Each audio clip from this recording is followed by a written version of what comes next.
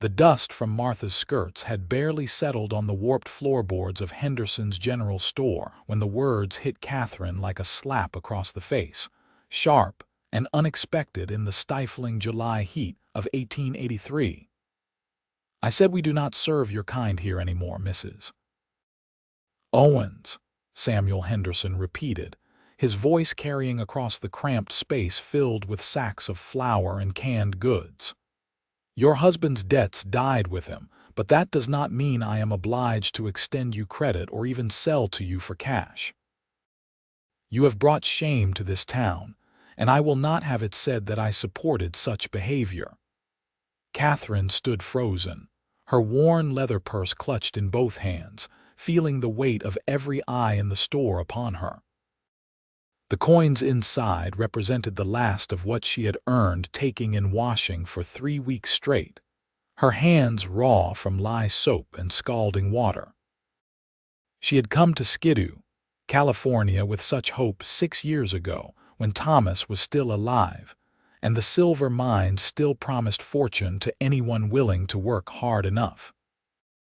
Now, at 26, she found herself a widow with a young son, standing in a general store being refused the basic dignity of purchasing flour and beans. "Mr. Henderson, I have cash money," Catherine said, her voice steady despite the trembling in her hands. "I am not asking for credit. I simply need to buy food for my son and myself." "And I am telling you that your money is not welcome here," Henderson said, crossing his thick arms over his barrel chest. His wife stood behind him, her thin lips pressed together in a line of righteous disapproval. "Everyone knows what your Thomas did before he died. Stealing from the company store, gambling away money that belonged to honest men. The fact that he had the decency to get himself killed in that mine collapse does not erase what he did." The shame burned through Catherine like wildfire. She wanted to defend Thomas, to explain that he had been desperate, that the silver had played out months before the company admitted it, that men were dying in those tunnels and still being forced to work for scrip instead of real wages. But the words stuck in her throat because part of what Henderson said was true.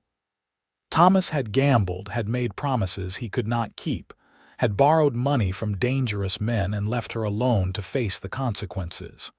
"Please," she whispered, hating herself for begging. "My son is only 5 years old. He needs to eat.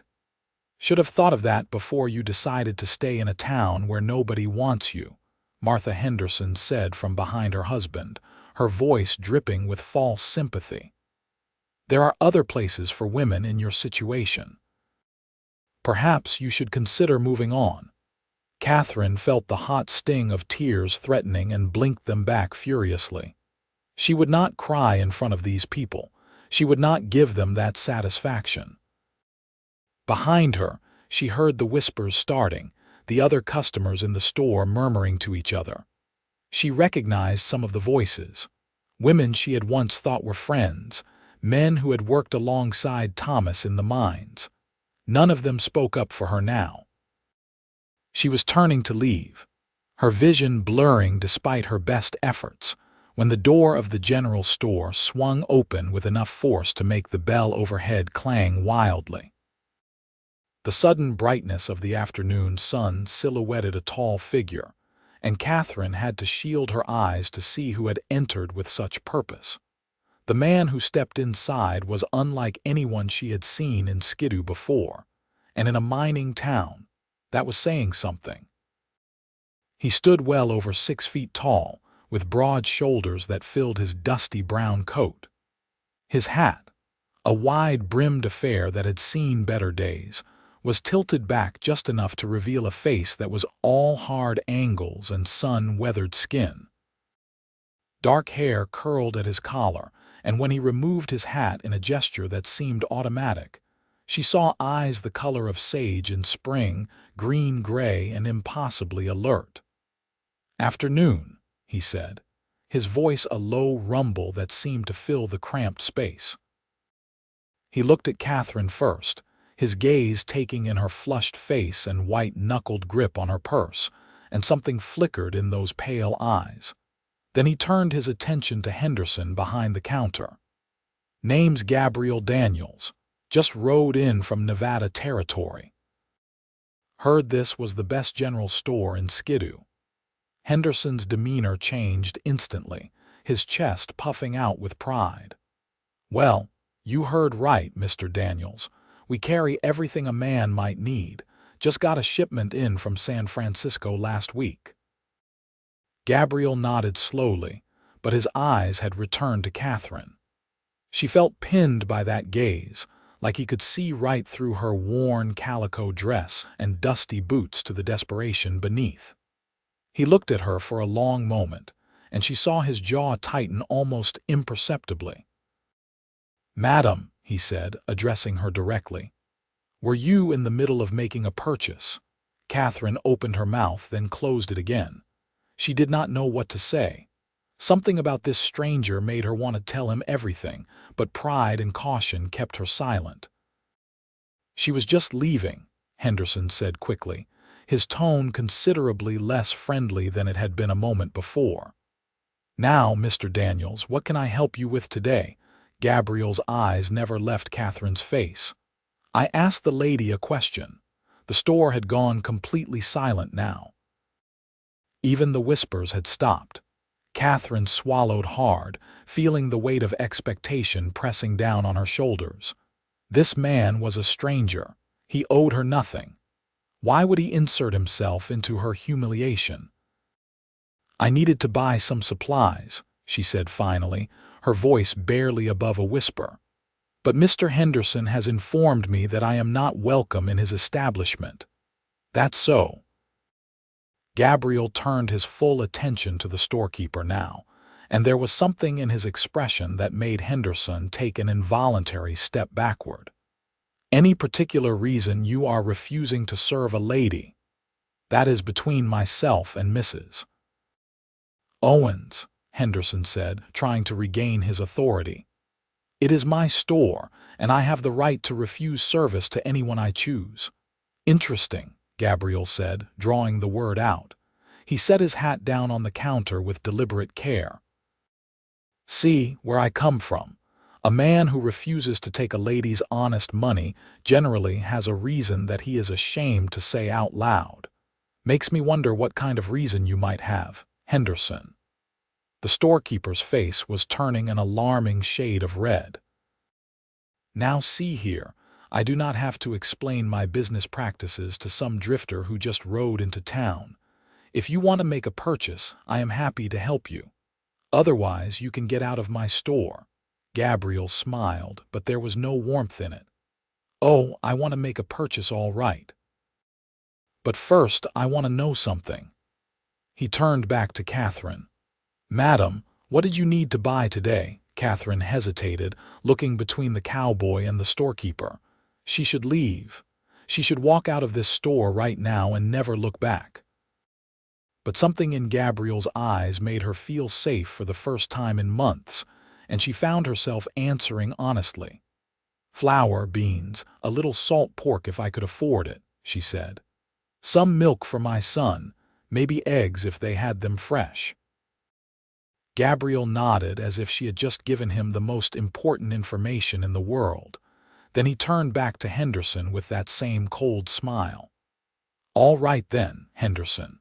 Here is what is going to happen. You are going to gather up all those items the lady mentioned, double the quantities. And you are going to add in whatever else she might need for the next 2 weeks. Sugar, coffee, cornmeal, whatever you have got that is good and fresh."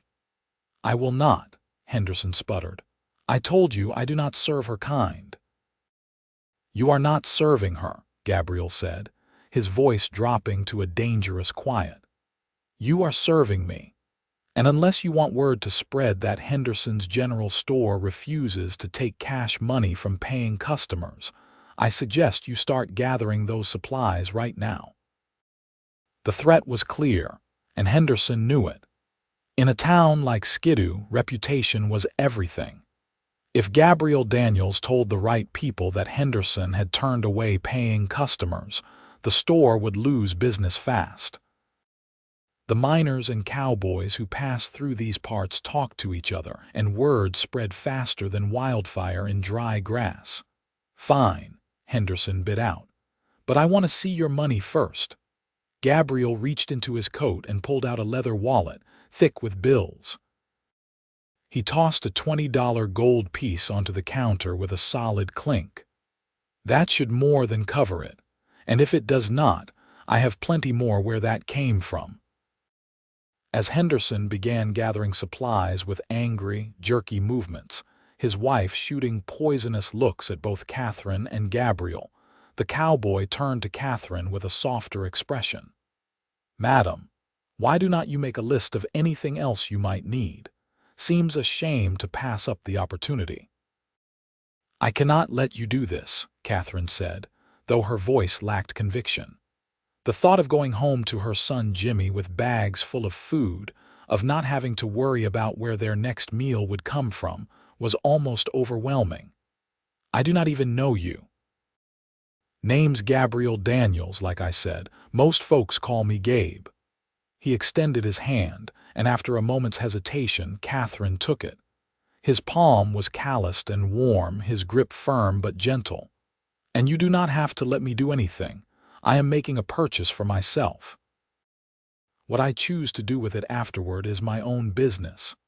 "But why?" Catherine asked, searching his face for answers. "Why would you help me? You do not know anything about me or my situation." Gabriel was quiet for a moment, his eyes distant. "Let us just say I have seen enough injustice in my time to recognize it when I am standing in the middle of it. And I do not much care for men who use their position to bully women and children." Behind the counter, Henderson and his wife were loading supplies into crates with barely concealed fury. Flour, beans, rice, a good-sized piece of salt pork wrapped in brown paper, eggs nestled carefully in a basket, fresh milk in a sealed jar, coffee, sugar, cornmeal, dried apples, and even a stick of peppermint candy that made Catherine's throat tighten with emotion. Jimmy loved peppermint, but she had not been able to afford such luxuries in more than a year. The other customers in the store had begun to drift out, unwilling to be associated with the scene unfolding. Catherine recognized their cowardice for what it was, but she could not find it in herself to blame them. Everyone in Skidoo was struggling. No one wanted to be the next person on Henderson's bad side. "That comes to $18.40, Henderson said finally, his voice tight with resentment. "I will keep the change for my trouble." "I do not think so," Gabriel said mildly. He held out his hand. "My change, Henderson. Every cent." The storekeeper slapped the coins into Gabriel's palm with enough force to hurt, but the cowboy did not even flinch. He pocketed the money, then turned to the loaded crates. "I am going to need help carrying all this," he said, looking at Catherine. "Would you mind showing me where you live, Mrs. Owens? I assume that is your name since Henderson used it." "Catherine," she said, feeling like she was in a dream. "Catherine Owens. And I live just outside town, about a quarter-mile down the canyon road. But I can carry my own supplies, Mr. Daniels. You have done more than enough already."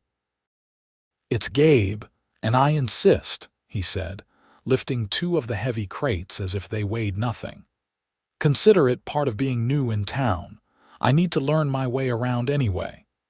Catherine picked up the smaller basket with the eggs and milk, following Gabriel out of the store in a daze. Behind them, she could hear Martha Henderson's sharp voice raised in anger, but she could not make out the words and found she did not care. For the first time since Thomas died, someone had stood up for her. Someone had looked at her situation and decided she deserved better. The afternoon sun was brutal after the relative cool of the store, and Catherine had to blink several times before her eyes adjusted. Gabriel had already loaded the crates onto the back of a sturdy-looking bay horse tied to the hitching post. The animal was clearly well cared for, its coat glossy despite the dust of travel. "I have got a wagon at the boarding house," Gabriel said, untying his horse. "But I figured this was faster. Your place really just a quarter-mile out." "Yes, down past the old stamp mill," Catherine said, leading the way down Skidoo's Main Street. The town was not much to look at, just a collection of wooden buildings clustered around the mines and mills that had once promised prosperity. Now many of the businesses stood empty, windows broken, doors hanging open. The silver had mostly played out and people were leaving for better prospects elsewhere. Those who remained did so either because they had nowhere else to go or because they still harbored foolish hope that the mines would recover. Catherine's little house was exactly what Gabriel would have expected for a widow in a dying mining town. It was barely more than a shack, weathered boards chinked with mud and newspaper, a roof that sagged in the middle and probably leaked when it rained. But the small yard in front was swept clean, and someone had planted flowers in old tin cans along the front step. They were wilted in the heat, but they spoke to a desire for beauty that the harsh circumstances had not quite crushed. A small face appeared in the window as they approached, eyes wide with curiosity. A moment later the door flew open and a boy came tumbling out, all skinny limbs and unruly brown hair. He stopped short when he saw Gabriel, instinctively moving closer to his mother. "Jimmy, this is Mr. Daniels," Catherine said, putting a protective hand on her son's shoulder. "He is helping us carry some supplies from the store." "Just Gabe is fine," Gabriel said, crouching down to be at eye level with the boy. Up close, he could see Thomas Owens in the child's face, but the eyes were all Catherine, dark and expressive. "You must be the man of the house." Jimmy nodded seriously, standing up straighter. "I am 5 years old. I help my mama with chores." "5 is a good age," Gabriel said. "I was 5 when I learned to ride my first horse. You like horses?" The boy's eyes lit up with unmistakable longing. "I never been on a horse before." "Mama says maybe someday when we have more money." Gabriel glanced at Catherine, seeing the tight set of her jaw, the way her hands clenched in her skirt. He stood up, making a decision that surprised even himself. "Well, maybe before I leave town, we can fix that," he said. "But first, let us get these supplies inside. Think you can help me, Jimmy?" The next hour passed in a blur of activity. Gabriel carried the heavy crates inside while Jimmy proudly managed the lighter items, his small chest puffed out with importance. Catherine bustled around her tiny kitchen, putting things away in the few cabinets and shelves available. The house was spare but clean, everything in its place. A narrow bed in one corner where Jimmy clearly slept, a slightly larger bed screened off with a faded curtain for Catherine. A small table with 2 chairs, one of them held together with wire. A stove that had seen better days but was spotlessly maintained. As they worked, Catherine found herself stealing glances at Gabriel.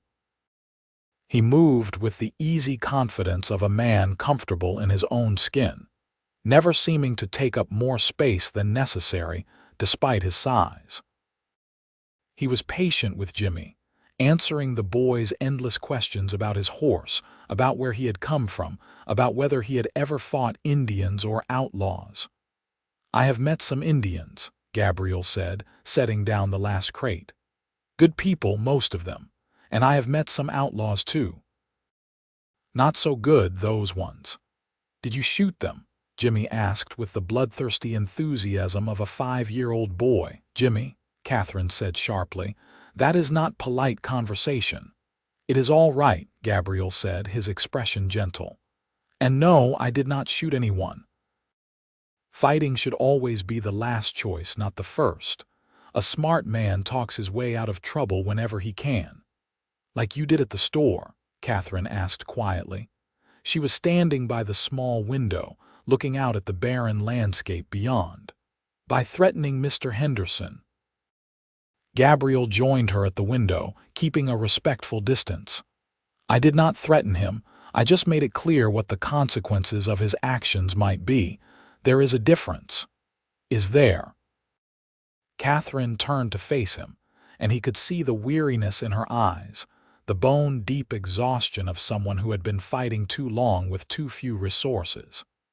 You stood up for me today, and I am grateful, truly grateful. But you will ride out of Skidoo in a day or two, and I will still be here. And Henderson will remember what happened. He will make sure everyone remembers. Maybe that is not such a bad thing, Gabriel said. Maybe people need to remember that women and children should not be punished for the sins of their dead husbands. Catherine laughed, but there was no humor in it. You really are new to Skidoo. This town does not work that way. Thomas stole money and gambled it away. He made promises to dangerous men that he could not keep. When he died in that mine collapse, those debts did not die with him. I have had men come to my door demanding payment. I have had rocks thrown through my window. The only reason things have not gotten worse is because Sheriff Palmer has made it clear that anyone who touches me or Jimmy will answer to him. Then the sheriff is a good man, Gabriel said. The sheriff is one man, Catherine replied. And even he cannot change the way this whole town feels about me. They want me gone, Mr. Daniels. They want me to take my son and leave so they do not have to be reminded of what Thomas did. It's Gabe, he said again, and this time there was a hint of frustration in his voice. And why do not you leave? If things are that bad here, why stay? Catherine turned back to the window, her shoulders sagging. Because I have nowhere else to go. No family, no money for train fare. Everything I own is in this house, and it is not worth enough to sell. I have been taking in washing, trying to save up enough to at least get us to Sacramento, but every time I get a little ahead, something happens. The roof leaks and I have to fix it. Jimmy gets sick and needs medicine. It is always something. Gabriel was quiet for a long moment, processing this information.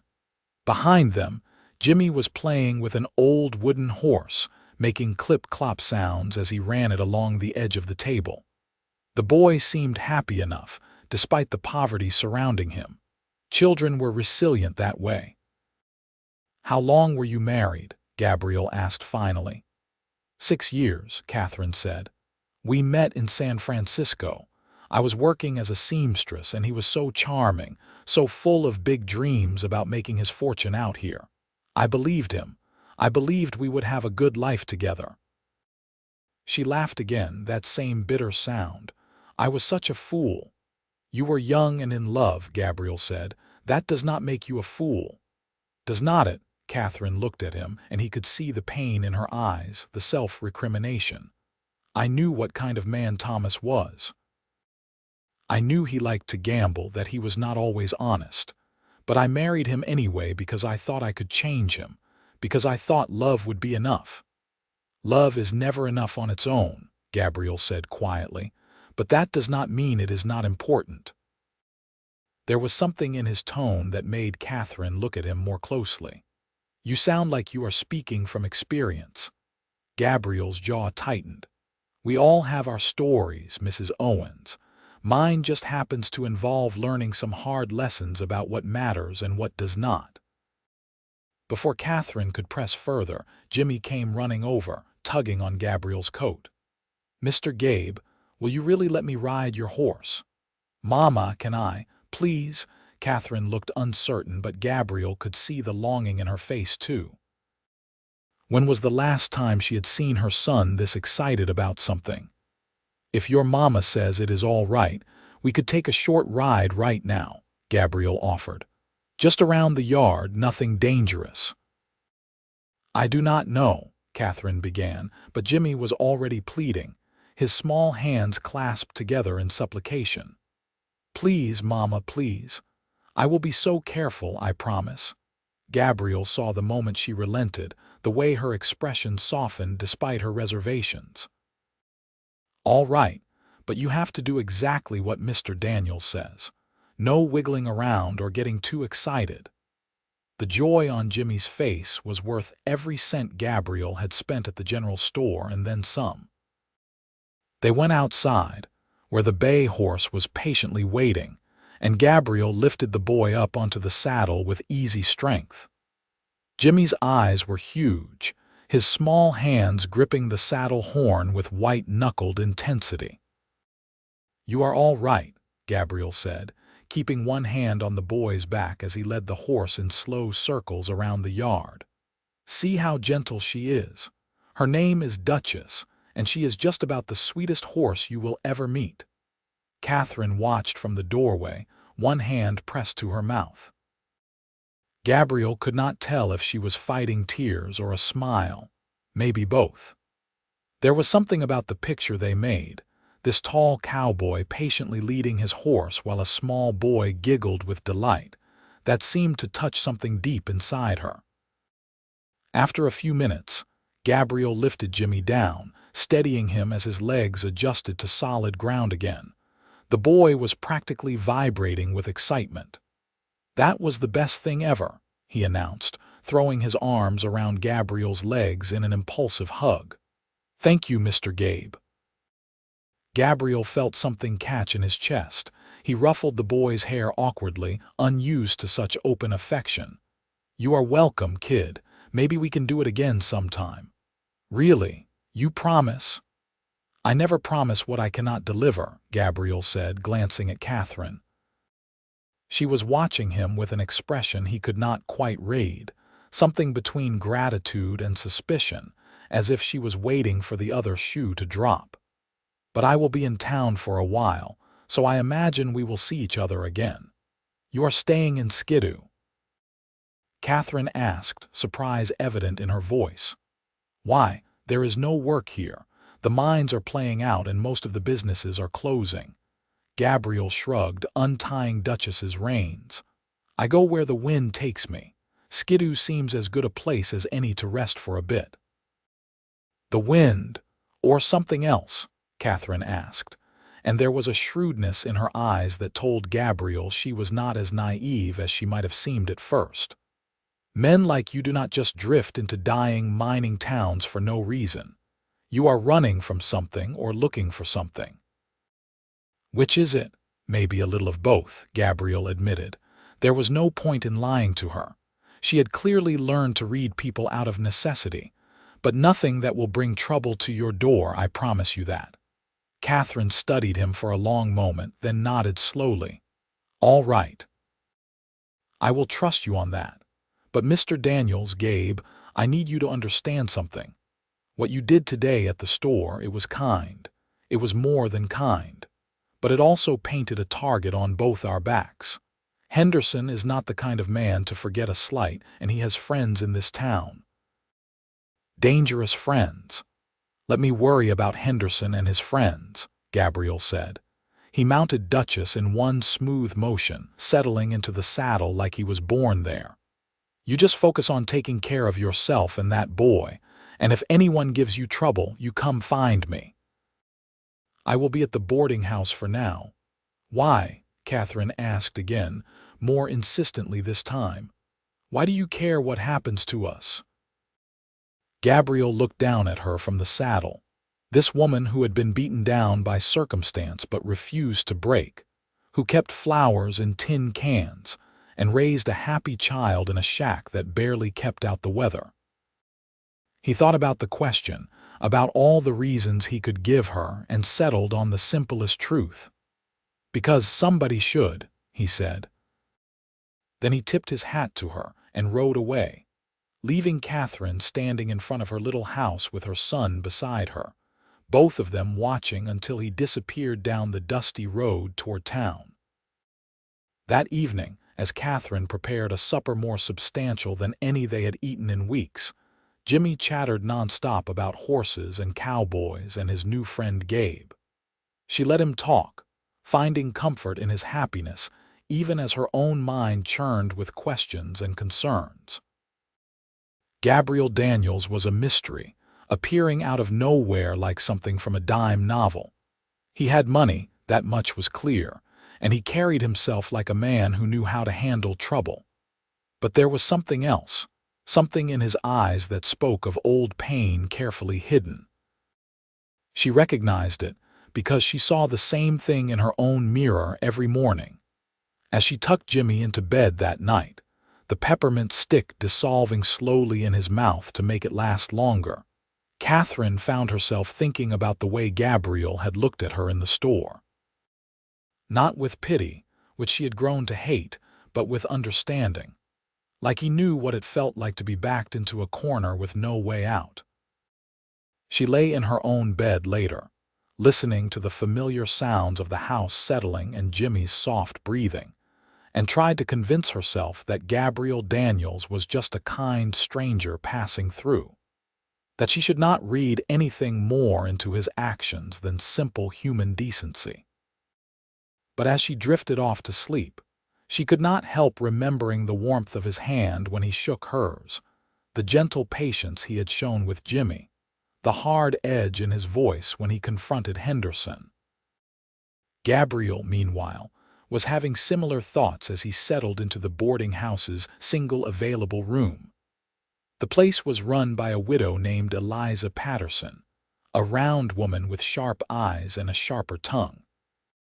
She had sized him up the moment he walked in, quoted him a price that was just slightly too high, and seemed pleased when he agreed without haggling. "You staying long?"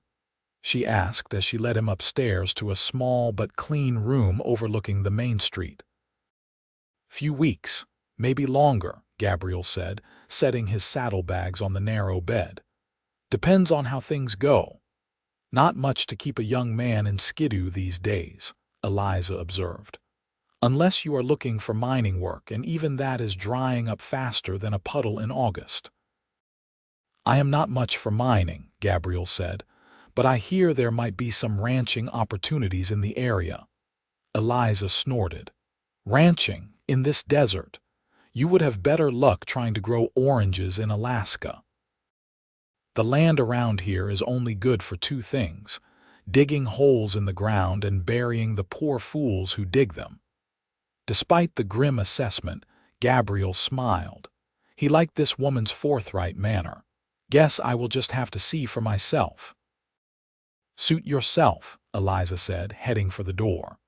"Supper is at 6 sharp, miss it and you go hungry. Breakfast is at 7, same rules apply, and no visitors in the rooms, especially not female visitors if you take my meaning." "Understood," Gabriel said. After she left, he moved to the window, looking out at the darkening street below. He could see the general store from here, and beyond it, the rough road that led to Catherine's house. He had not been entirely truthful with her about his reasons for staying in Skidoo.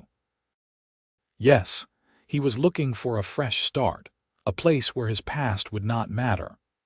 But he also recognized something in Catherine Owens that called to him on a level he had not felt in years. She was strong, stronger than she probably realized, and she was fighting against odds that would have crushed most people. Gabriel knew about fighting against impossible odds. He had been doing it most of his life. He was born in Texas, the youngest son of a cattle rancher who had worked himself to death trying to keep his spread going after the war. Gabriel had been only 12 when his father died, old enough to understand what it meant but too young to do much about it. His mother had sold the ranch and moved them to Kansas, where she had family. But Gabriel had never quite fit in there. He had left home at 16, striking out on his own with nothing but a horse, a saddle, and a stubborn determination to make something of himself. The years since then had been a patchwork of jobs and places, some good, some bad, all temporary. He had worked as a cowhand, a deputy marshal, a scout for the cavalry, even a gambler for a brief period until he realized he did not have the temperament for it. Along the way, there had been a woman. Emily. She had been the daughter of a ranch owner in Colorado, beautiful and sweet, and everything Gabriel thought he wanted. They had planned to marry, had started building a life together. But then, Emily's father had been accused of rustling cattle from a neighboring ranch, and the situation had spiraled into violence before anyone could stop it. Emily's father had been killed in the fighting, and she had blamed Gabriel for not preventing it, even though he had tried everything he could think of to find a peaceful solution. In the end, she had left Colorado with her mother and sisters, and Gabriel had never heard from her again. That had been 3 years ago, and he had been drifting ever since. Not running exactly, but not settling either, looking for something he could not quite name. When he had walked into that general store and seen Catherine Owens being humiliated and denied basic service, something had clicked into place in his mind. Here was someone who needed help, who deserved help, and he was in a position to provide it. It was simple, clean. The kind of clear-cut right and wrong that was rare in a complicated world. But as he stood at the window watching the stars come out over Skidoo, Gabriel had to admit to himself that his motivations were not entirely altruistic.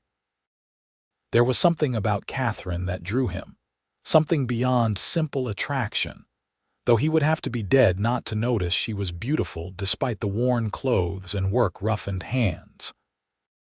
It was the way she held her head high even when being degraded, the way she protected her son, the way she kept flowers alive in a dying town.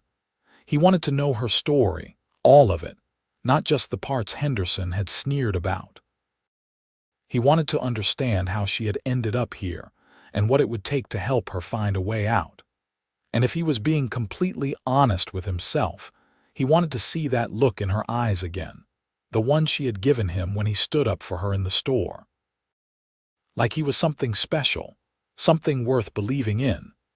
It had been a long time since anyone had looked at Gabriel Daniels that way. The next morning dawned hot and clear, the kind of day that promised to be scorching by noon. Gabriel was up early, a habit from years of ranch work, and found himself in the boarding house's dining room well before the breakfast hour. Eliza Patterson was already there, setting out plates and cutlery with practiced efficiency. "You are an early riser," she observed, not sounding particularly pleased about it. "Coffee is on the stove, but the food will not be ready for another half-hour."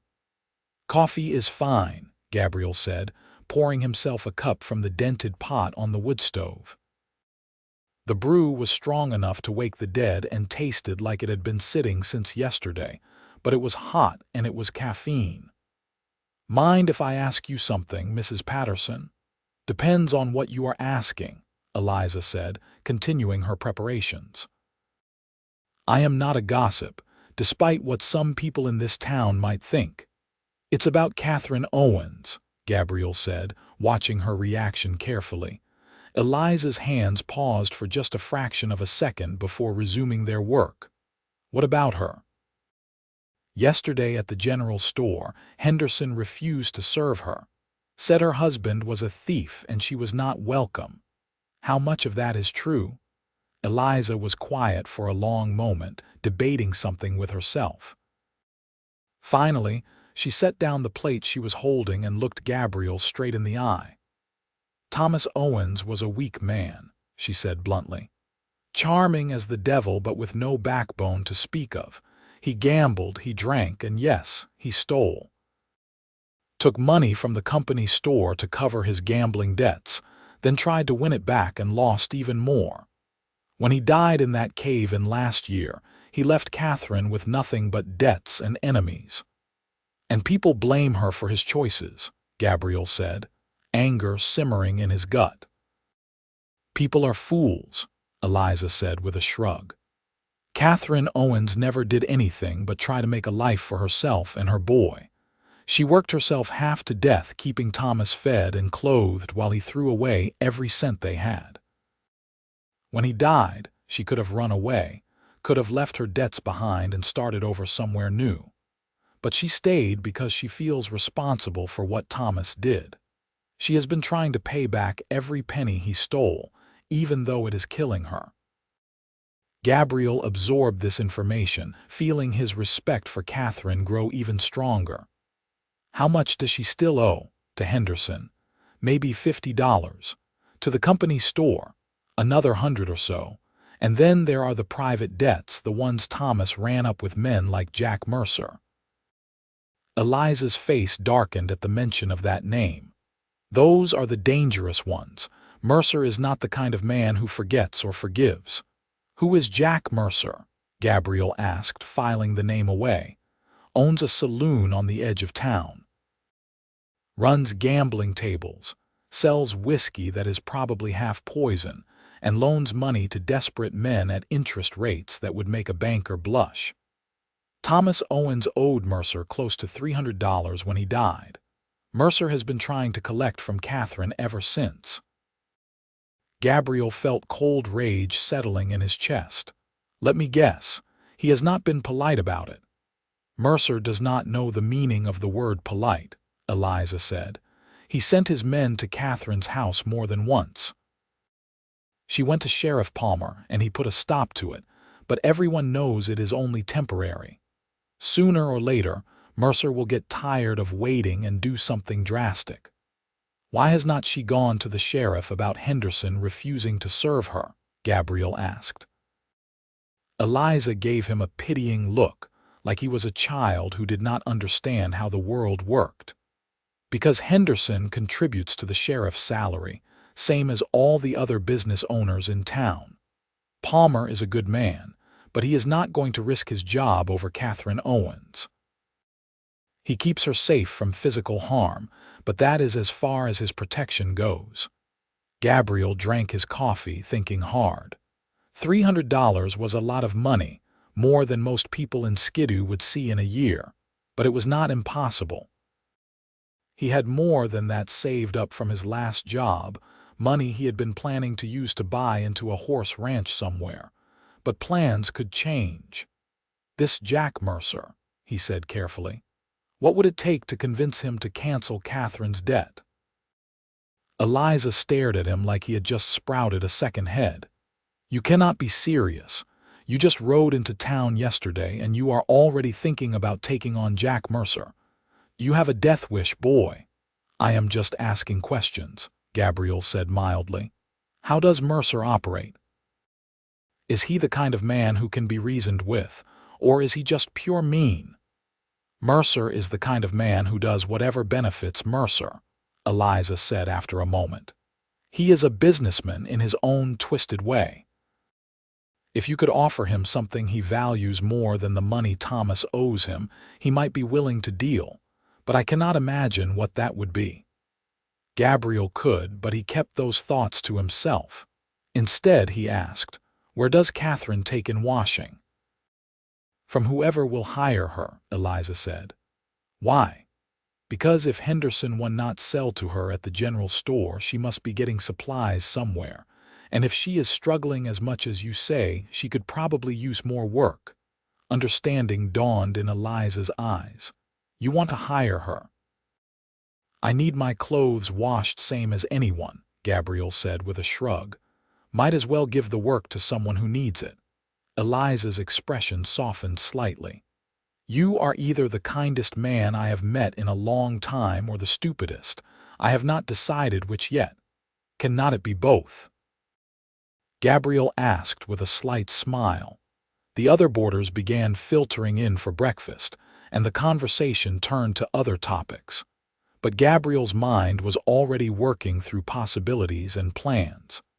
Catherine needed money, needed someone to stand between her and men like Henderson and Mercer. He could be that person, at least for a while. The question was whether she would let him. After breakfast, Gabriel made his way to the sheriff's office, a small adobe building on a side street that looked like it might collapse in a strong wind. Inside, he found a man in his 50s sitting behind a battered desk, cleaning a rifle with methodical precision. The badge on his vest was tarnished but still visible. "Help you?"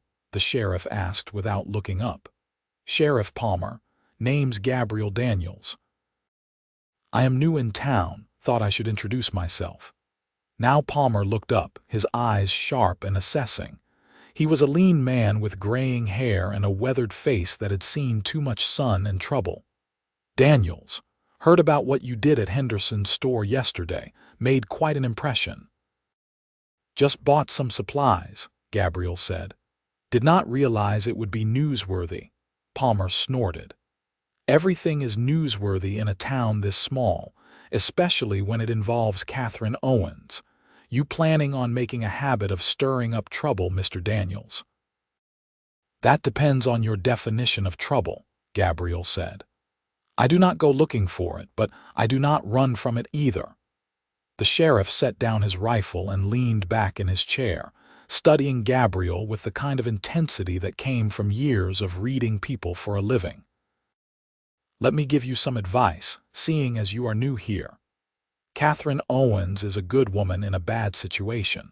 What her husband did was wrong and she should not have to pay for it. But that is the way things are in Skidoo.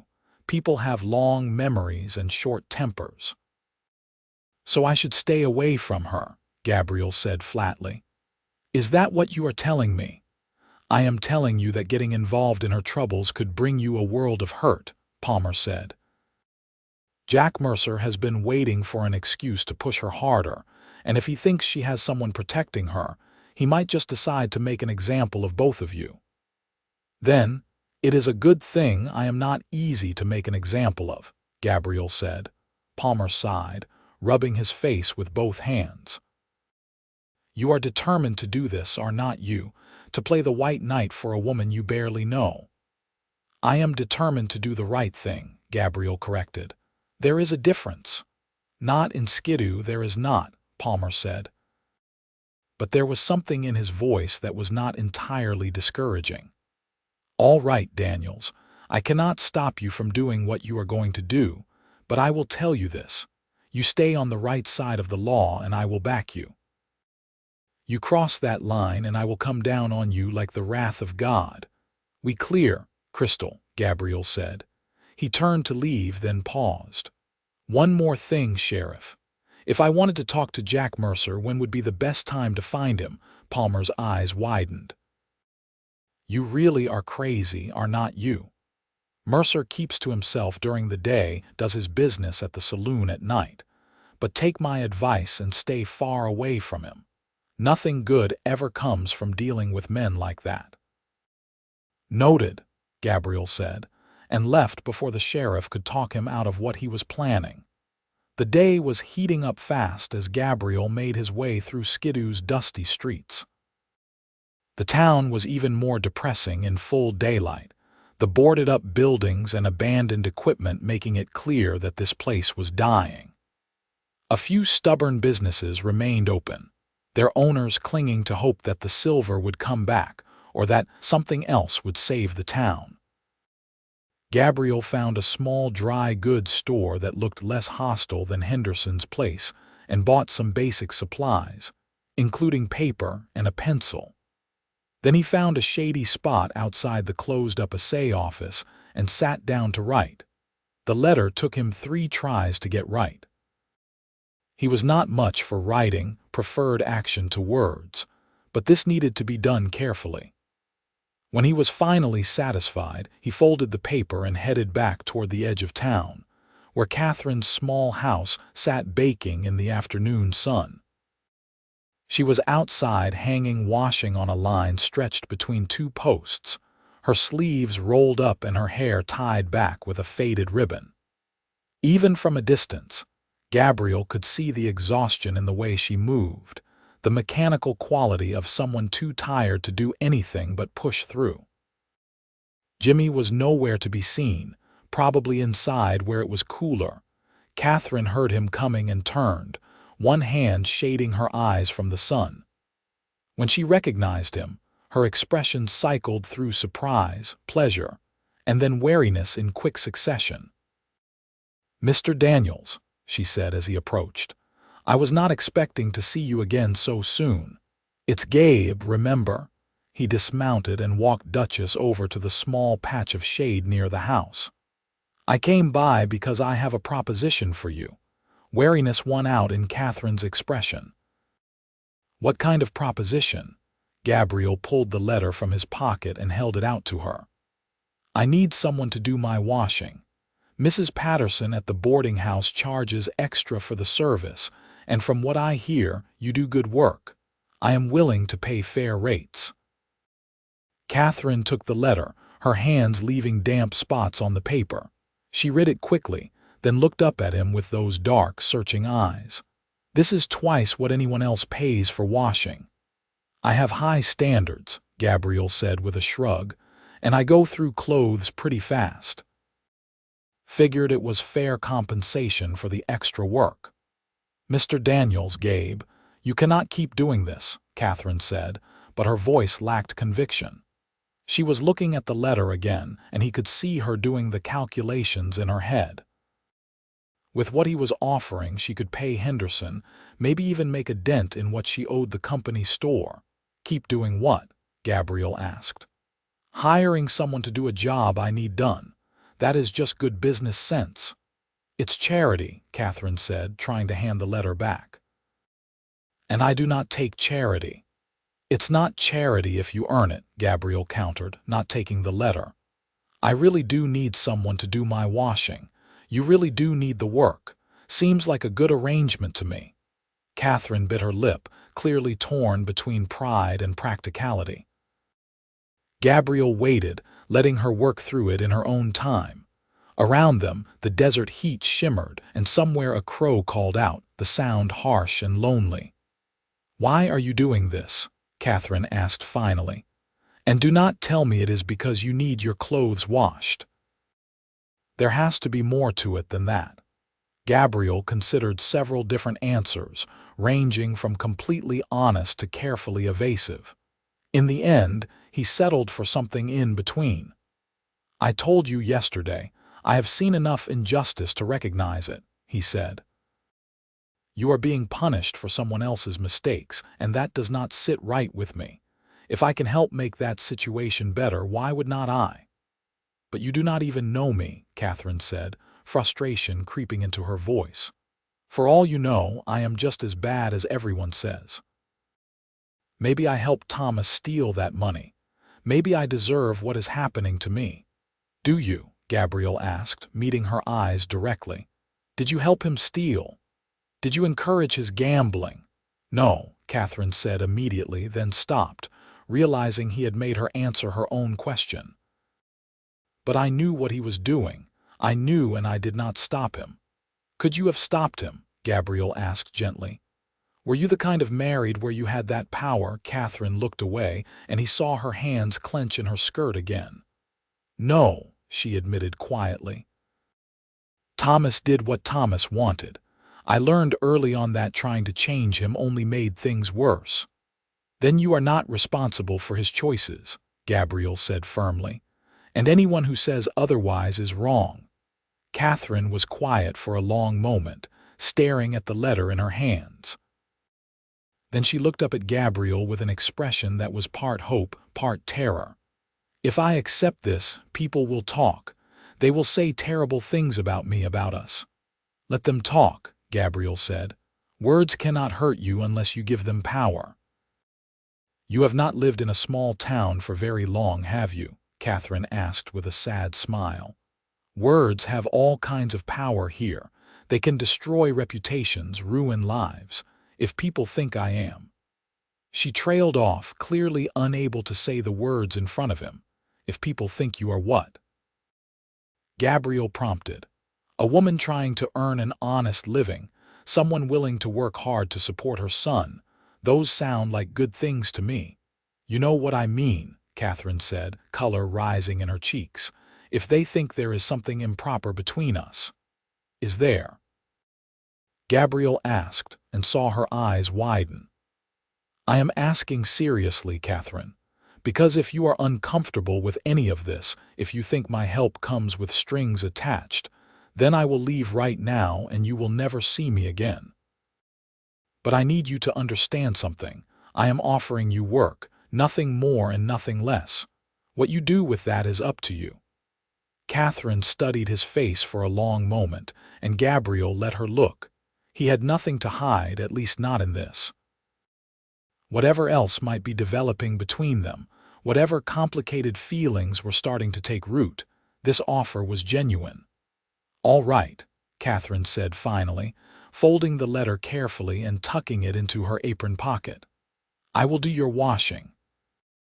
But I want to be clear. This is a business arrangement. You pay me for services rendered, and that is the extent of our relationship." "Understood," Gabriel said, even though he suspected they both knew it was already more complicated than that. "I will bring my things by tomorrow." "Tomorrow is Sunday," Catherine said. "I do not work on Sundays." "Monday then," Gabriel amended. "That work for you?" Catherine nodded, then hesitated. "Gabe, I need you to know something. The things Henderson said about Thomas, about what he did, they are all true. My husband was a thief and a gambler and a liar. He hurt a lot of people, me included. If you are seen helping me, associating with me, it could damage your reputation in this town." "I have been in a lot of towns," Gabriel said. "Never stayed anywhere long enough to build much of a reputation. I am not about to start worrying about it now." Something flickered in Catherine's eyes, an emotion he could not quite name. "You are a strange man, Gabriel Daniels." "So I have been told," he said with a slight smile. "Now, if we are done discussing business, is Jimmy around?" I promised him we could go riding again. As if summoned by his name, Jimmy came barreling out of the house, his face lighting up when he saw Gabriel and Duchess. The next hour passed pleasantly, with Gabriel giving the boy a proper riding lesson while Catherine watched from the doorway, her expression a mixture of maternal concern and something softer.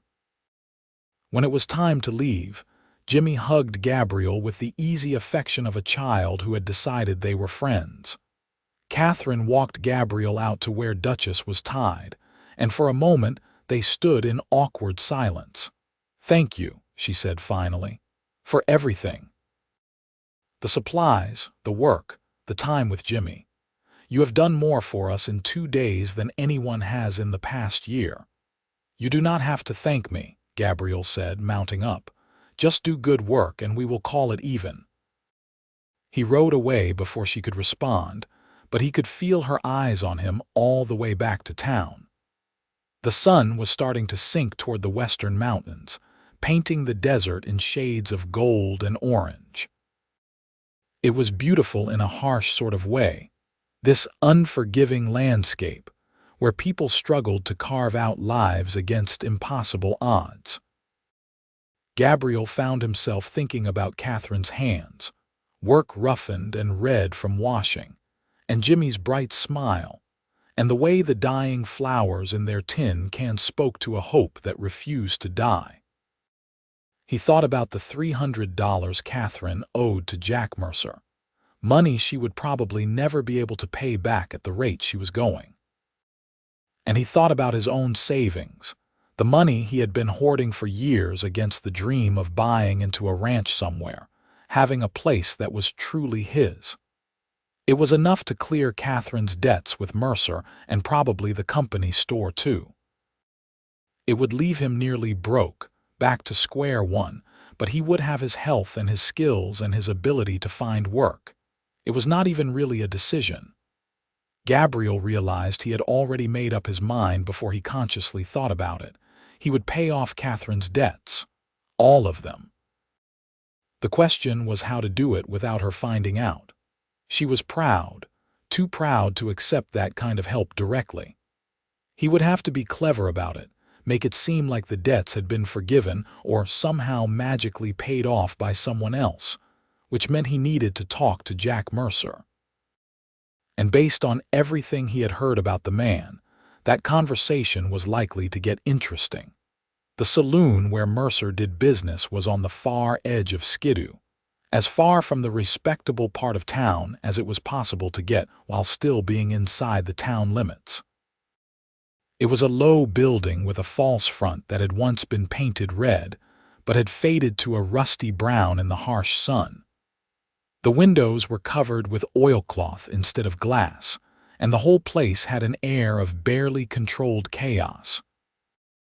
Gabriel waited until evening before making his way there, wanting to catch Mercer when he was likely to be present, but before the place got too rowdy with weekend drinkers. Sunday evening seemed like a good compromise. Inside, the saloon was about what he expected: dim, smoky, and smelling of whiskey, sweat, and desperation. A handful of men sat at scattered tables, nursing drinks and playing desultory card games. Behind the bar, a heavy-set man with thinning hair and a scar across his left cheek was pouring drinks with mechanical efficiency. Gabriel approached the bar, nodding to the bartender. "I am looking for Jack Mercer."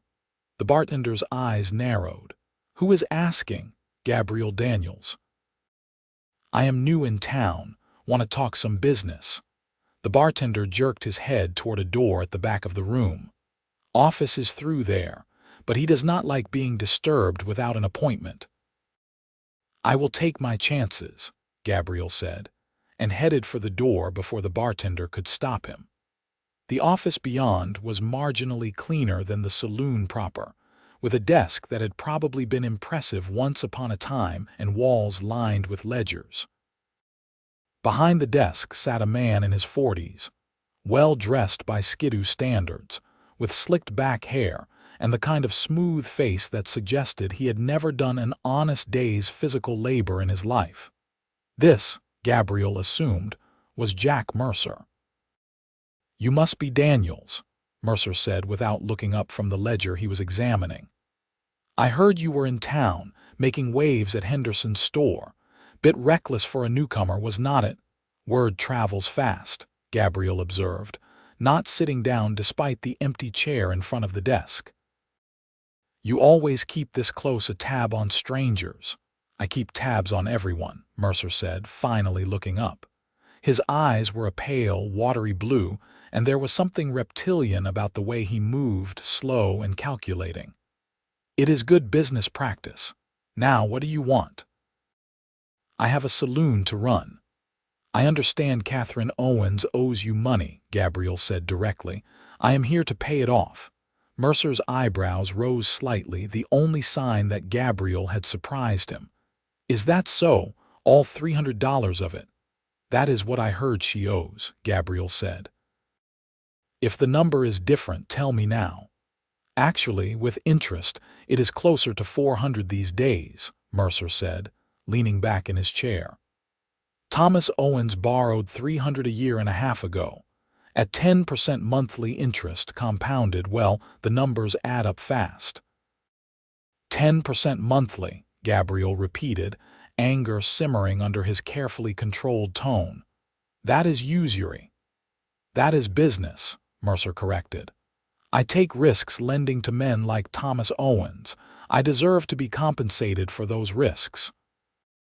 Gabriel took a slow breath, reminding himself that beating Mercer senseless would not help Catherine. "All right, $400. I will pay it right now in cash. In exchange, you cancel her debt completely and leave her alone. No more harassment, no more threats, no more visits from your men." "Interesting," Mercer said, steepling his fingers. "And what is your interest in Mrs. Owens?" "She is a lovely woman, I will grant you, but $400 is a lot to pay for something you can probably get for free if you are patient." Gabriel's hand moved before he could stop himself, slamming onto the desk hard enough to make the inkwell jump. "Watch your mouth, Mercer." To his credit, Mercer did not flinch, though his eyes took on a harder glint. "Touchy are not we. Well, maybe Mrs. Owens has found herself a protector after all. That could complicate things." "I am trying to simplify things," Gabriel said, forcing himself to calm down. "You want money." "I have money. This should be a simple transaction." "Should be," Mercer agreed. "But you see, I have been looking forward to collecting from Mrs. Owens in other ways. Money is good, but a beautiful widow with no options, well, that is worth something too. Gabriel felt his blood turn to ice. You even think about touching her, and I will kill you. Now, let us not be hasty, Mercer said, though there was a wariness in his expression now. I am a businessman, Daniels. Everything is negotiable. You want to pay off her debt. Fine. But it is going to cost you more than 400. How much more? Gabriel asked through clenched teeth. Mercer pretended to think about it, though Gabriel suspected he had already worked out the number long before this conversation started. Let us say $600. That covers the debt, the interest, and my loss of future leverage. You are a piece of work, Mercer, Gabriel said. I prefer to think of myself as a pragmatist, Mercer replied. Do we have a deal or not? Gabriel wanted to tell him where he could shove his deal. $600 was nearly everything he had saved. It would leave him with barely enough to get by until he found steady work. But the alternative was leaving Catherine at Mercer's mercy, and that was not an option he could live with. We have a deal, he said finally, but I want paperwork. Something that says her debt is paid in full with your signature on it. Of course, Mercer said smoothly, pulling out a piece of paper and writing quickly. I always document my transactions, bad for business otherwise. He signed the paper with a flourish and pushed it across the desk. $600, cash, and this lovely document is yours.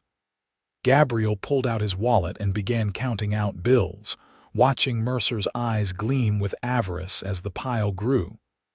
When he finally placed the last bill on the desk, he felt hollow, like he had just given away a piece of himself. But when he picked up the signed document and read through it carefully, making sure there were no hidden clauses or tricks, he felt something else too. Relief, satisfaction, the knowledge that Catherine was safe from at least one threat. Pleasure doing business with you, Daniels, Mercer said, sweeping the money into a drawer. Though I have to say, you are either a saint or a fool, not sure which yet. The jury is still out on that one, Gabriel said, folding the document carefully and tucking it into his coat. One more thing, Mercer. If I hear that you or any of your men have gone anywhere near Catherine or her son, our deal is off, and I will come back here and finish a conversation that you really do not want to have. Mercer spread his hands in a placating gesture. She has nothing I want now. You have seen to that. Our business is concluded. Gabriel left the office and walked through the saloon with his head held high, ignoring the stares of the men at the tables. Outside, the cool evening air was a relief after the stuffy closeness of Mercer's office. He stood there for a moment, letting his anger settle, his hands shaking slightly with the aftermath of adrenaline. He had just spent nearly all his savings on a woman he barely knew. It was reckless. It was impulsive. It went against every rule of self-preservation he had ever learned.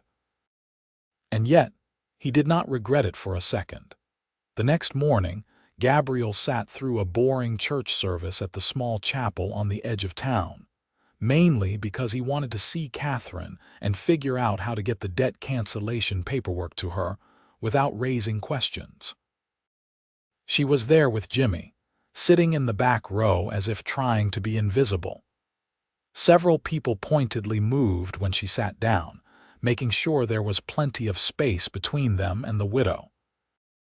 Gabriel watched this display of pettiness with disgust, then made a point of walking over and sitting down right next to Catherine. She looked at him in surprise, her eyes wide. "Good morning," he said pleasantly, as if there was nothing unusual about his choice of seats. "Gabe, what are you doing?" Catherine whispered urgently. "You should not sit here. People will talk." "Let them," Gabriel said, echoing his earlier words. He smiled at Jimmy, who had immediately perked up at seeing his new friend. "Morning, partner. You been good for your mama." "Yes, sir," Jimmy said, then added in a stage whisper, "We have been praying for you." "Is that right?" Gabriel felt something warm and uncomfortable settle in his chest. "Well, I appreciate that." The service was long and tedious, presided over by a rail-thin preacher who seemed more interested in condemning sin than celebrating grace. Gabriel let his mind wander, very aware of Catherine sitting beside him, the subtle scent of lye soap and lavender that clung to her clothes, the way she kept her hands folded tightly in her lap. When the final hymn ended and people began filing out, Gabriel stood and offered Catherine his arm. She hesitated, clearly aware of how it would look, then accepted with a defiant tilt of her chin that made him want to smile. They walked out of the church together, Jimmy skipping ahead, and Gabriel could feel the weight of dozens of stares on his back. Let them look, he thought. Let them see that Catherine Owens had someone on her side for once. "You are going to regret this," Catherine said quietly as they walked. "Associating with me like this in front of the whole town, they will make your life miserable. My life has been miserable before," Gabriel said. "I survived it." Catherine stopped walking, turning to face him with an expression that was part exasperation, part fondness. "You are the most stubborn man I have ever met." "I take that as a compliment," Gabriel said. "Now, I have something for you, but I need you to not ask questions about where it came from. Can you do that?" Wariness crept back into her eyes. "What is it?" Gabriel pulled the folded document from his pocket and held it out to her. "Just read it." Catherine took the paper, unfolding it with trembling hands. Her eyes scanned the words once, then again, then a third time as if she could not quite believe what she was seeing. When she looked up at Gabriel, her face had gone pale. "This says my debt to Jack Mercer has been paid in full," she whispered. "How, Gabe, how is this possible?" "I told you not to ask questions," Gabriel said gently. "You did this," Catherine said, "and it was not a question. You paid my debt. That was $300, Gabe. $300 that you just gave away for me." "400 actually," Gabriel said. "And I did not give it away. I made an investment in the future. Your future, Jimmy's future, seemed like a good cause to me." Catherine was shaking now, tears streaming down her face despite her obvious efforts to hold them back. "I cannot accept this. It is too much. You have already done so much, and now this, I will not, Catherine," Gabriel said, and something in his tone made her stop. He reached out and gently wiped away one of her tears with his thumb. "You can and you will, because you deserve to be free of that burden, and because I wanted to do it. No strings attached, no expectations, just one person helping another." "But why?" Catherine asked, her voice breaking. "Why do you care so much about what happens to me?" Gabriel looked at her standing there in her faded Sunday dress with tears on her face and hope warring with disbelief in her eyes, and he realized that the answer was more complicated than simple kindness or a sense of justice. Somewhere in the past few days, Catherine Owens had become important to him in a way he had not expected and was not entirely prepared for, but he could not say that. Not yet. It was too soon, too intense, too much. "Because you are worth caring about," he said instead. "You and Jimmy both. And maybe I am tired of watching good people suffer while bad people profit. Maybe I just wanted to do something right for once." Catherine let out a sound that was half laugh, half sob, and before Gabriel quite knew what was happening, she had thrown her arms around him in a fierce hug. He stood frozen for a moment, surprised, then slowly wrapped his arms around her in return, holding her while she cried against his chest. Around them, the good citizens of Skidoo stared and whispered, no doubt already composing the gossip they would spread. Gabriel did not care. Let them talk. Let them judge. This moment, holding Catherine while she released months or maybe years of pent-up emotion, was worth any amount of scandal. When she finally pulled back, her face was blotchy and her eyes red, but there was something lighter in her expression, as if a weight had been lifted. I do not know how I will ever repay you." "You already are," Gabriel said. "You are going to do my washing, remember? Best business arrangement I ever made." Catherine laughed through her tears, shaking her head. "You are impossible." "So I have been told," Gabriel said with a smile. Then, more seriously, "You keep that paper somewhere safe, you hear me? If Mercer ever gives you trouble, you show it to the sheriff. That document proves your debt is paid." "I will," Catherine promised. She looked down at the paper in her hands, then back up at Gabriel. "I do not understand you, Gabriel Daniels. You blow into town like a dust storm. You stand up to people who could make your life hell. You spend money you probably cannot afford on someone you barely know. What kind of man does that?" "The kind who was raised to believe that actions matter more than words," Gabriel said, "and who has seen enough ugliness in the world to recognize beauty when he finds it." Catherine blushed, actually blushed, and Gabriel felt an answering warmth in his own chest. They stood there looking at each other, the moment stretching out until Jimmy came running back asking when they were going home because he was hungry. The spell broke, and Catherine laughed. "I suppose I should feed my son before he wastes away." "Would you, that is, would you like to join us for lunch? It is not much, just beans and cornbread, but you are welcome if you want." Gabriel knew he should say no. He had already pushed the boundaries of propriety far enough for one day. Having lunch alone with Catherine in her home would just give the gossips more ammunition. "I would like that very much," he said. The walk back to Catherine's house was pleasant despite the heat. Jimmy chattered away about the church service, about something the preacher had said that he did not understand, about whether Gabriel thought horses could go to heaven. Gabriel answered patiently, enjoying the boy's endless curiosity and enthusiasm. Catherine was quieter, but every now and then Gabriel would catch her glancing at him with an expression he could not quite read.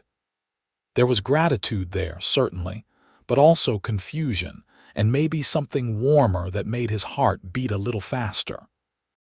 Inside the little house, Catherine bustled around the kitchen while Gabriel sat at the small table with Jimmy, helping the boy practice his letters on a slate board. The child was bright, picking up writing quickly despite having no formal schooling. Gabriel found himself thinking about the future, about what opportunities might be available for a smart kid like Jimmy if he could just get a proper education. "You are good with him," Catherine said as she worked, spooning beans into bowls and slicing cornbread with practiced efficiency. Jimmy's father never had much patience for teaching. "I like kids," Gabriel said simply. "They see the world in a way adults forget. Everything is new and exciting and possible." "That is a nice way of looking at it," Catherine said. She brought the food to the table and they all sat down together. For a moment, Catherine hesitated, looking at Gabriel. "Would you say grace?" Gabriel was surprised but nodded. He was not particularly religious, but he knew how to give thanks. They all bowed their heads and he said a simple prayer of gratitude for the food and the company. When he finished, Jimmy immediately dug in and Catherine smiled. "Manners, Jimmy." "Sorry, Mama," Jimmy said around a mouthful of beans. The meal was simple but filling, and Gabriel ate with genuine appreciation. Catherine was a good cook, managing to make even basic ingredients taste better than they had any right to. As they ate, conversation flowed easily, touching on small things: the weather, the state of the town, Gabriel's travels. "Where are you from originally?" Catherine asked. "You mentioned Texas before, but I get the sense you have been a lot of places." "Born in Texas, raised in Kansas," Gabriel said. "Left home young and have been moving around ever since. Never found a place that felt right to stay." "Is that why you are in Skidoo?" Catherine asked. "Still looking for that right place?" Gabriel considered the question, taking a sip of water while he thought about his answer. "Maybe. Or maybe I am just tired of moving. Sometimes you get to a point where you need to stop running and start building something real. Running from what? Catherine asked, then immediately looked embarrassed. I am sorry. That was too personal. It is all right, Gabriel said. I do not mind. And I guess the honest answer is I do not really know anymore. Started out running from responsibility, from expectations. Then I was running from disappointment, from failure. Now, I think maybe I am just running from loneliness. Catherine's eyes softened with understanding.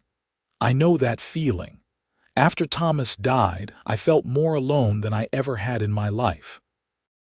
Not because I missed him, though I did in some ways, but because I realized how isolated I had become. He had burned every bridge, made every enemy, and left me to deal with the consequences by myself. You are not alone anymore, Gabriel said quietly. You know that, right?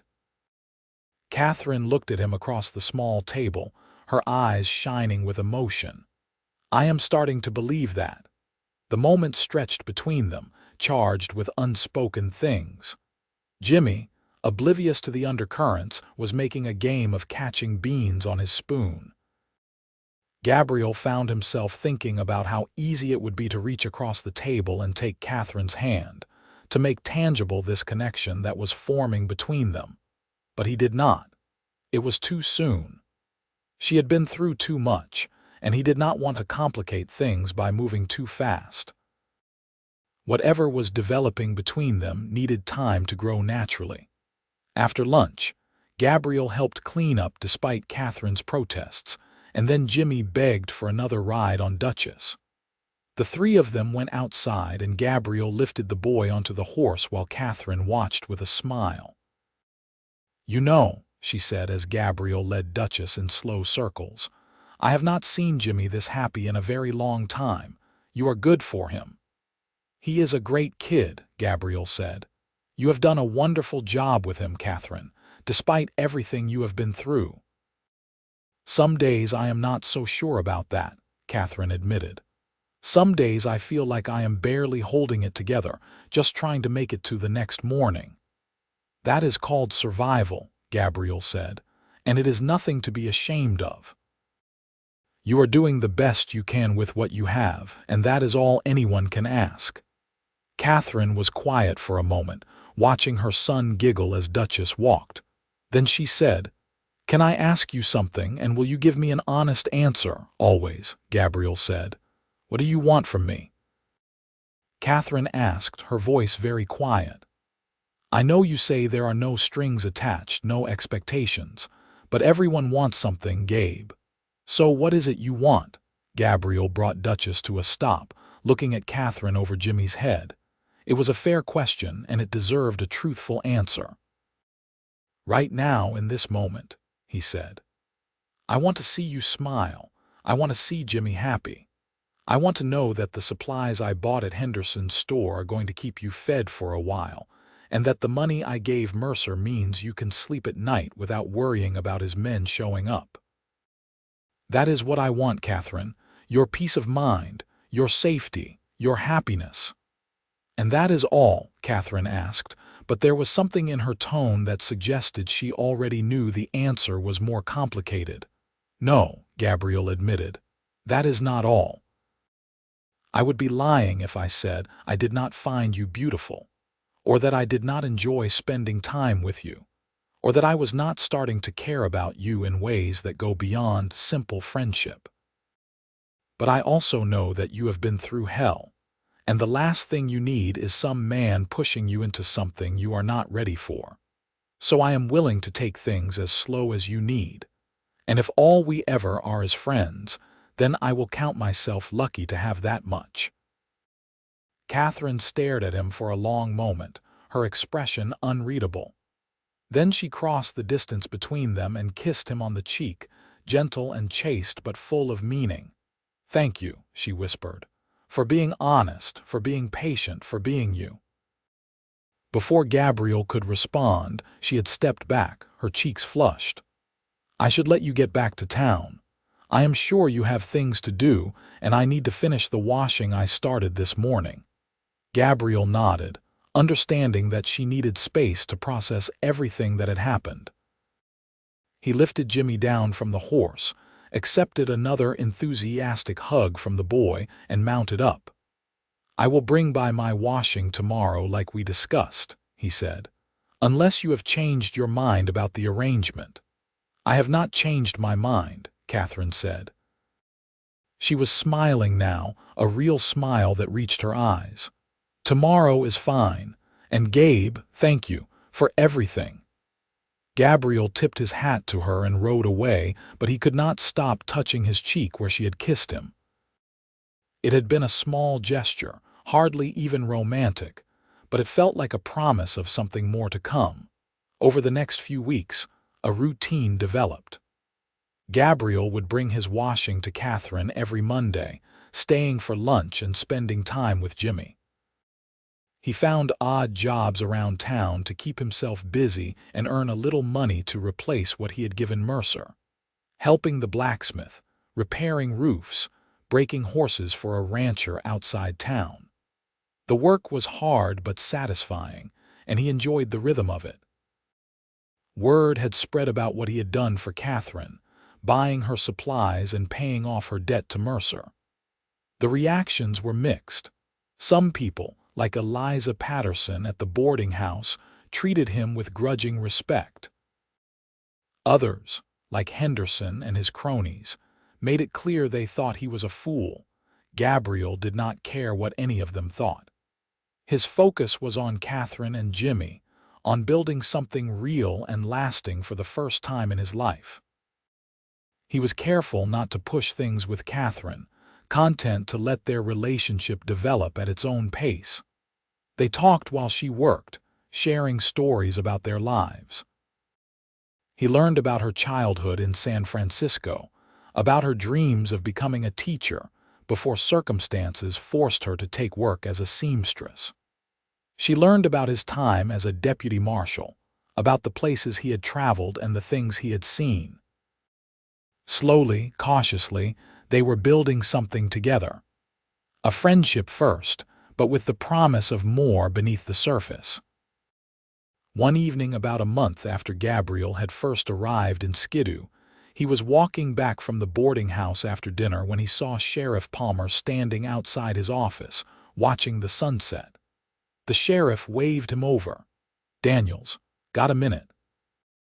"Sure," Gabriel said, joining him on the worn bench outside the office. "Something wrong?" "That depends," Palmer said. He pulled out a pipe and started packing it with tobacco, taking his time. "I have been hearing things about you and Catherine Owens." Gabriel tensed slightly. "What kind of things?" "Oh, the usual small-town gossip," Palmer said, lighting his pipe. "That you are courting her, that you have improper intentions, that you are taking advantage of a desperate widow." He puffed on the pipe, sending smoke spiraling into the evening air. "Want to know what I think?" "I have a feeling you are going to tell me anyway," Gabriel said. Palmer smiled slightly. "I think those people are full of horseshit, pardon my language. I have been watching you, Daniels. The way you act around Catherine and the boy, you are not taking advantage. If anything, you are one of the only decent things to happen to that woman in a long time." Gabriel felt some of the tension leave his shoulders. "I appreciate that, Sheriff. But," Palmer continued, his tone growing more serious, "I also need you to understand something. There are people in this town who do not want Catherine Owens to have anything good in her life. They think she should suffer for what her husband did. And now that you have stepped into the picture, those people are starting to get angry." "Let them be angry," Gabriel said. "It is not that simple," Palmer said. "I heard Henderson talking to some of his friends at the saloon last night. They are planning something. I do not know what, but I get the sense it is not good. You need to be careful, Daniels. Watch your back, and watch Catherine's too."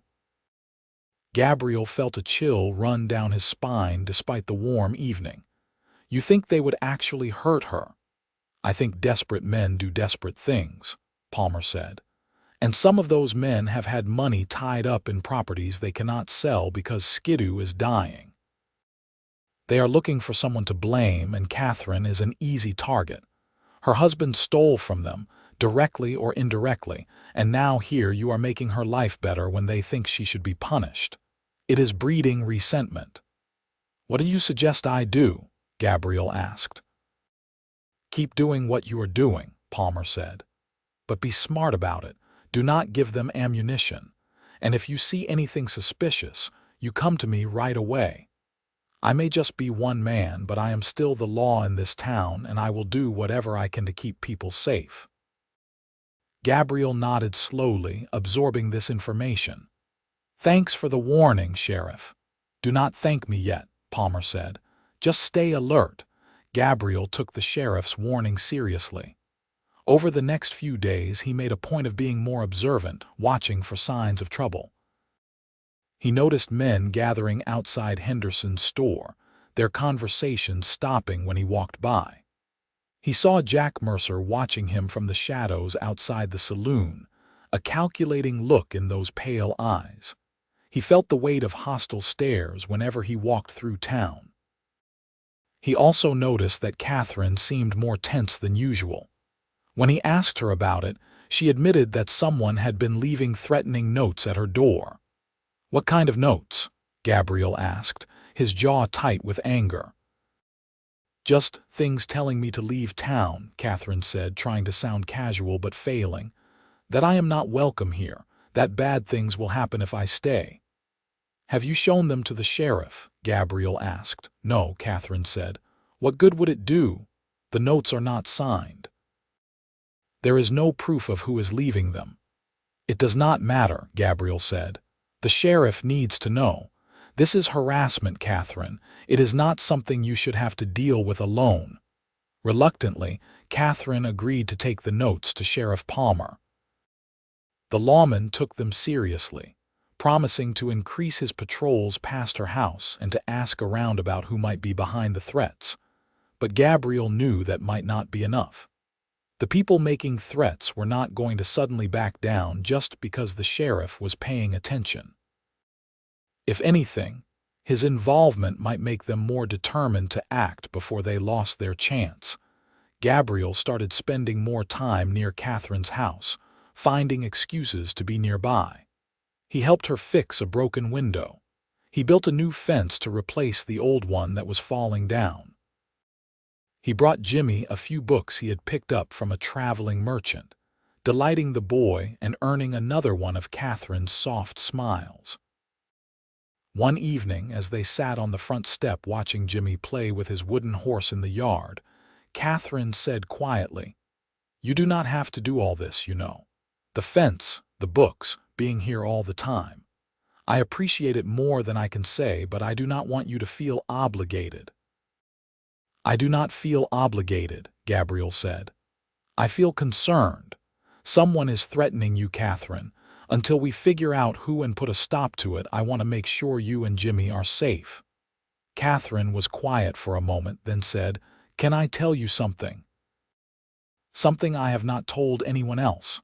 "Of course," Gabriel said, giving her his full attention. "I am scared," Catherine admitted, her voice barely above a whisper. "I am so scared, Gabe, not just of whoever is leaving those notes, but of everything.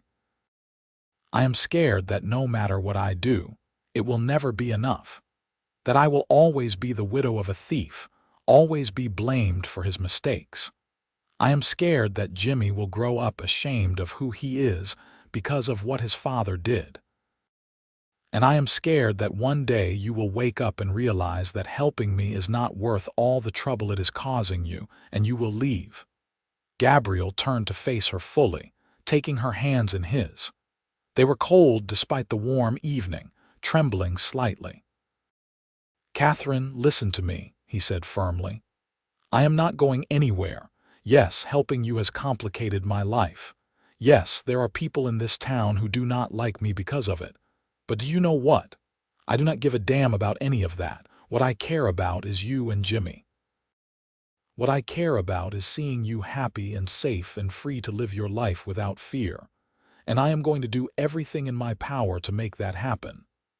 "Why?" Catherine asked, and there were tears in her eyes now. "Why do you care so much?" Gabriel took a deep breath, knowing that what he said next would change everything between them. But it was time to be completely honest, to lay his cards on the table. "Because I am falling in love with you," he said simply. "I think I have been since the moment I walked into that store and saw you standing there, refusing to let Henderson break your spirit. You are the strongest, bravest, most beautiful person I have ever met, Catherine Owens. And if you will let me, I want to spend the rest of my life proving to you that you deserve every good thing this world has to offer." Catherine stared at him, tears streaming down her face now. For a long moment, she did not say anything, and Gabriel felt his heart hammering in his chest, terrified that he had said too much too soon. Then she leaned forward and kissed him, not on the cheek this time but full on the mouth, her hands coming up to cup his face. It was not a gentle kiss. It was fierce and desperate and full of all the emotion they had both been holding back. When they finally broke apart, both breathing hard, Catherine pressed her forehead to his. "I am falling in love with you too," she whispered, "and it terrifies me." "Why?" Gabriel asked, wrapping his arms around her. "Because I do not trust it," Catherine admitted. "I loved Thomas once, and look how that turned out. What if I am making the same mistake again? What if you are not who I think you are?" "I am not Thomas," Gabriel said firmly. "I will never gamble away your security. I will never steal. I will never leave you alone to face the consequences of my actions. And I will spend every day proving that to you if you give me the chance." Catherine pulled back enough to look him in the eyes. "You promise?" "I promise," Gabriel said. "On everything I am, on everything I hope to be. I promise." She kissed him again, softer this time, and Gabriel felt something settle in his chest that had been restless for years. This was what he had been looking for without knowing it, not just a place but a person. A home that was not made of walls and roof, but of love and trust and commitment. They were so absorbed in each other that neither of them noticed the figure watching from the shadows down the road. Dark eyes full of malice and calculation. The next morning, Gabriel woke to the sound of someone pounding on his door at the boarding house. He stumbled out of bed, pulling on his pants and grabbing his gun out of instinct. "Who is it?" he called. "It is Palmer. Open up, Daniels, we have got trouble." Gabriel threw open the door to find the sheriff standing there, his face grim. "What happened?" "Someone set fire to the old mill last night," Palmer said, "burned it to the ground, and they left a message painted on one of the buildings nearby." "What did it say?" Gabriel asked, though he had a sinking feeling he already knew. "Whore lover," Palmer said. "Along with some other choice words I will not repeat. This is directed at you, Daniels, and by extension at Catherine." Gabriel felt rage surge through him, hot and blinding. "Do you know who did it?" "I have my suspicions," Palmer said, "but suspicions are not proof. I need you to stay calm, Daniels. Do not go off half-cocked and make things worse." "Worse," Gabriel repeated. "Someone just burned down a building and threatened Catherine. How much worse can it get?" "A lot worse if you do something stupid," Palmer said firmly. "I am going to investigate. I am going to find out who did this. But I need you to promise me you will stay out of it and let the law handle things." Gabriel wanted to argue, wanted to storm over to Henderson's store or Mercer's saloon and start demanding answers. But he could see the worry in Palmer's eyes, the genuine concern of a man who had seen this kind of situation escalate before. "All right," he said finally. "I will stay out of it. But if anything happens to Catherine or Jimmy, all bets are off." "Fair enough," Palmer said. "Now, I suggest you go check on them, make sure they are all right, and maybe consider suggesting that they stay somewhere else for a few days just until things cool down." Gabriel dressed quickly and rode out to Catherine's house, his mind racing. As he approached, he was relieved to see everything looked normal, no smoke, no damage, no signs of trouble. But when Catherine opened the door to his knock, he could see the fear in her eyes. "You heard," she said. "The sheriff told me," Gabriel confirmed, stepping inside. "Are you all right? Is Jimmy?" "We are fine," Catherine said. "But Gabe, this is getting out of hand. First the notes, now this. I do not want you to get hurt because of me." "That is not your decision to make," Gabriel said gently. "We are in this together now, Catherine, for better or worse." "We barely know each other," Catherine protested, but there was no heat in it. They both knew it was not true. They had lived months' worth of experiences in the few weeks since they met. "I know enough," Gabriel said. "I know you are brave and strong and good. I know you love your son more than anything in the world. I know you make terrible coffee but excellent cornbread." That got a small laugh from her. "And I know that I want to build a life with you if you will have me." Catherine's eyes widened. "Gabe, what are you saying?" Gabriel took her hands, suddenly nervous in a way he had not been even when facing down armed men.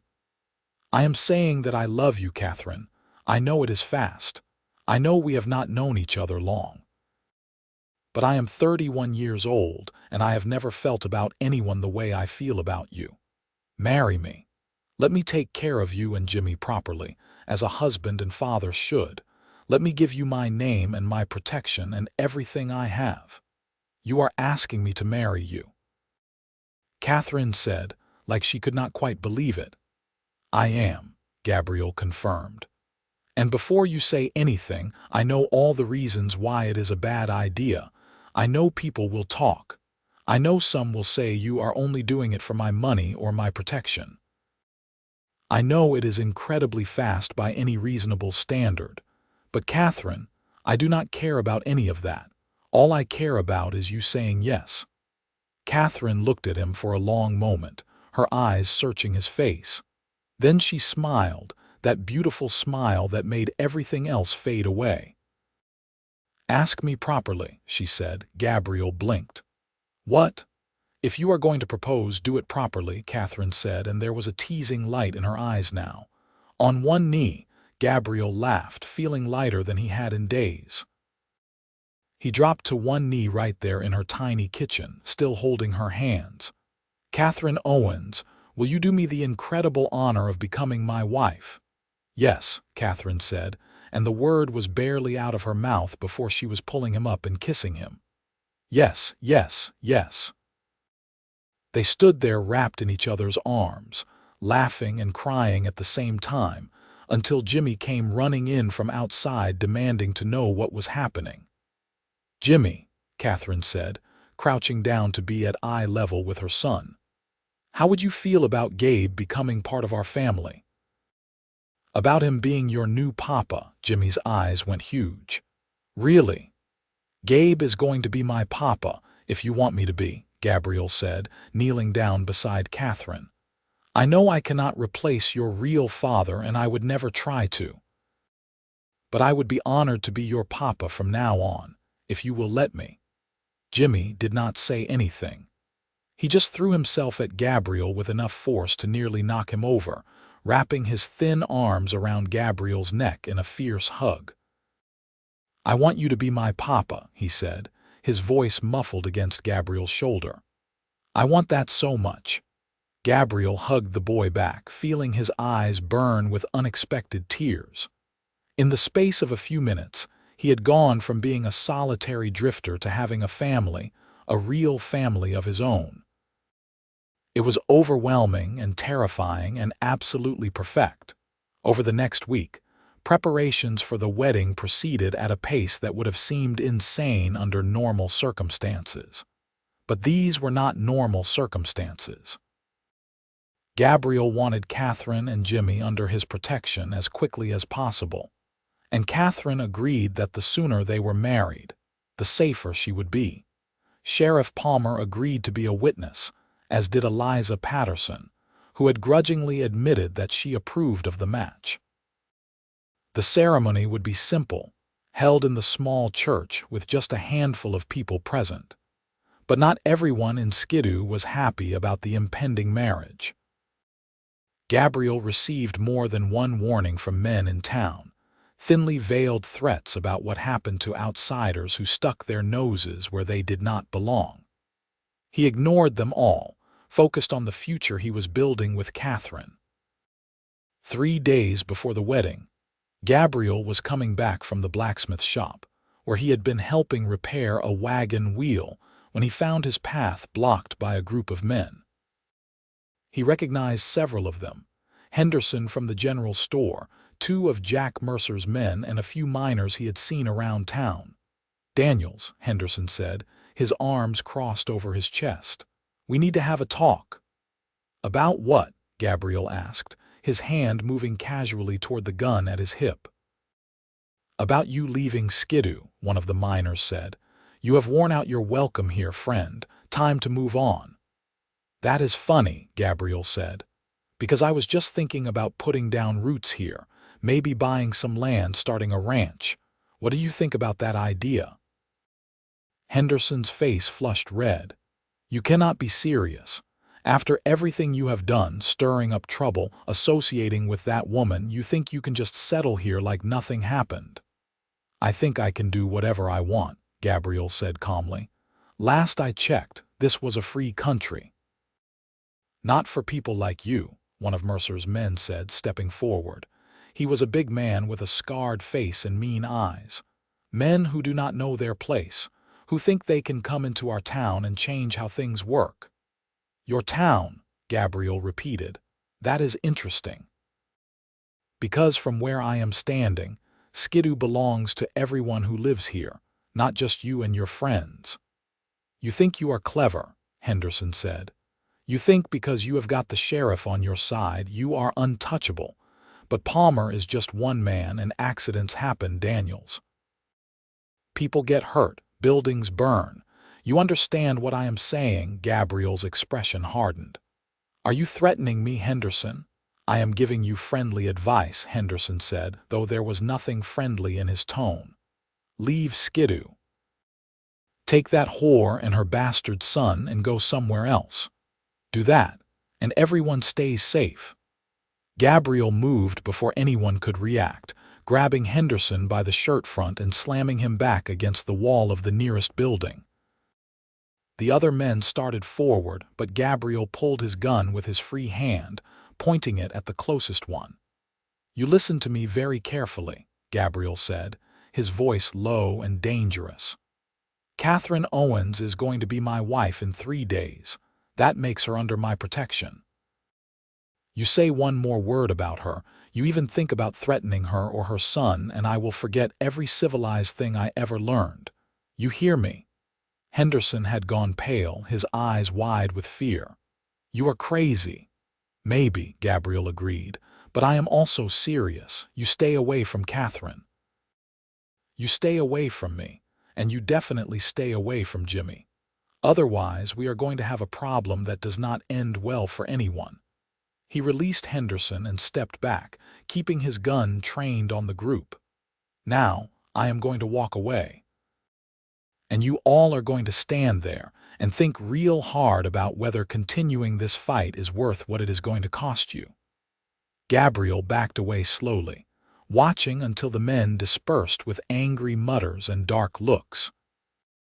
Only when they were out of sight did he holster his gun and let out a shaky breath. That had been close. Too close. If things had escalated into violence, Palmer would have had to arrest him, engagement or not.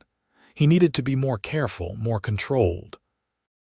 But the thought of anyone threatening Catherine made his blood boil. She had been through enough.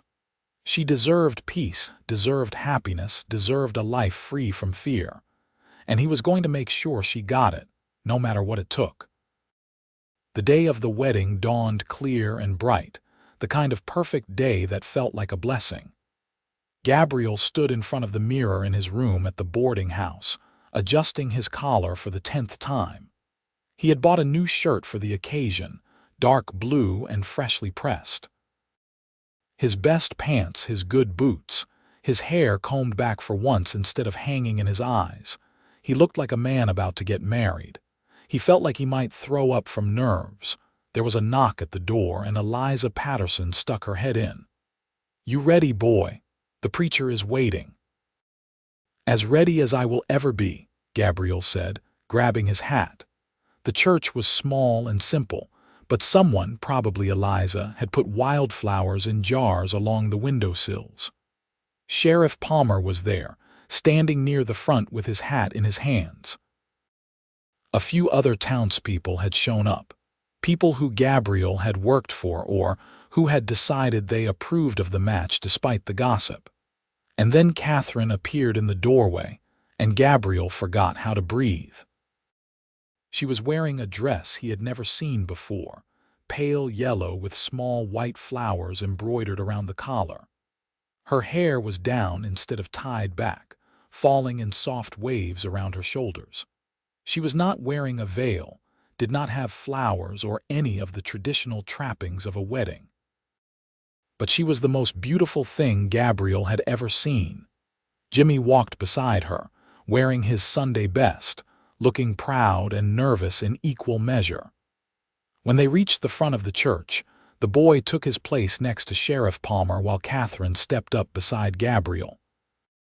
"You look beautiful," Gabriel whispered. "You clean up pretty well yourself," Catherine whispered back, and he could see she was fighting tears. The ceremony was simple. The preacher, a kind old man who had agreed to perform the service despite the circumstances, spoke about love and commitment and the sanctity of marriage. Gabriel barely heard the words. He was too focused on Catherine, on the feel of her hand in his, on the way she looked at him like he had hung the moon. When it came time for the vows, Gabriel spoke clearly and firmly, meaning every word. "I, Gabriel, take you, Catherine, to be my lawfully wedded wife. I promise to love you, to cherish you, to protect you and provide for you and Jimmy for all the days of my life. In sickness and in health, for richer or poorer, until death do us part." Catherine's voice shook slightly as she repeated her own vows, but her eyes never left his. "I, Catherine, take you, Gabriel, to be my lawfully wedded husband. I promise to love you, to honor you, to stand by your side through whatever may come. In sickness and in health, for richer or poorer, until death do us part." The preacher smiled. "By the power vested in me by the state of California and the grace of God, I now pronounce you husband and wife. You may kiss your bride." Gabriel cupped Catherine's face in his hands and kissed her softly, sweetly, sealing the promise they had just made to each other. Around them, the small gathering applauded, and Jimmy let out a whoop of joy that made everyone laugh. They were married. Against all odds, despite all the obstacles, Gabriel Daniels and Catherine Owens were now husband and wife. The celebration afterward was modest but joyful. Eliza had prepared a meal at the boarding house, and the few friends who had attended the ceremony joined them for food and conversation. Sheriff Palmer gave a toast, wishing them happiness and many years together. Jimmy ate too much cake and fell asleep in a chair, exhausted from excitement. As the sun began to set, Gabriel and Catherine walked back to her house, his arm around her shoulders, Jimmy dozing in his arms. They had decided to stay there for now, though Gabriel had plans to start looking for a bigger place, somewhere with more room and less painful memories for Catherine. "Are you happy?" Gabriel asked as they walked. "Happier than I ever thought I would be again," Catherine admitted. She leaned her head against his shoulder. "I keep waiting for something to go wrong, for this to turn out to be a dream." "It is real," Gabriel assured her. "We are real. And I am going to spend the rest of my life making sure you never regret this." That night, after they had put Jimmy to bed and stood together in the small house that was now their home, Catherine took Gabriel's hand and led him to her bed. They made love for the first time as husband and wife, tender and passionate and full of promise. Afterward, lying in each other's arms, Gabriel felt a peace he had never known before. This was where he was meant to be. Not just in Skidoo, but here with Catherine and Jimmy. This was home. The weeks following the wedding were some of the happiest of Gabriel's life. He found steady work with a rancher outside town, helping break horses and repair fences. The pay was good, and the rancher, a gruff but fair man named William Torres, seemed to respect Gabriel's skills. Catherine continued taking in washing, but with less desperation now that she had Gabriel's income to supplement her own. They paid off her remaining debts to the company store and even managed to save a little money toward eventually buying their own place. Jimmy thrived with Gabriel in his life. The boy followed him everywhere when he was home, asking endless questions and soaking up everything Gabriel taught him. They worked together on small projects around the house, and Gabriel started teaching Jimmy to ride properly, using a gentle mare he had traded for from Torres. But not everything was perfect. The hostility from some members of the community had not disappeared just because Gabriel and Catherine were married.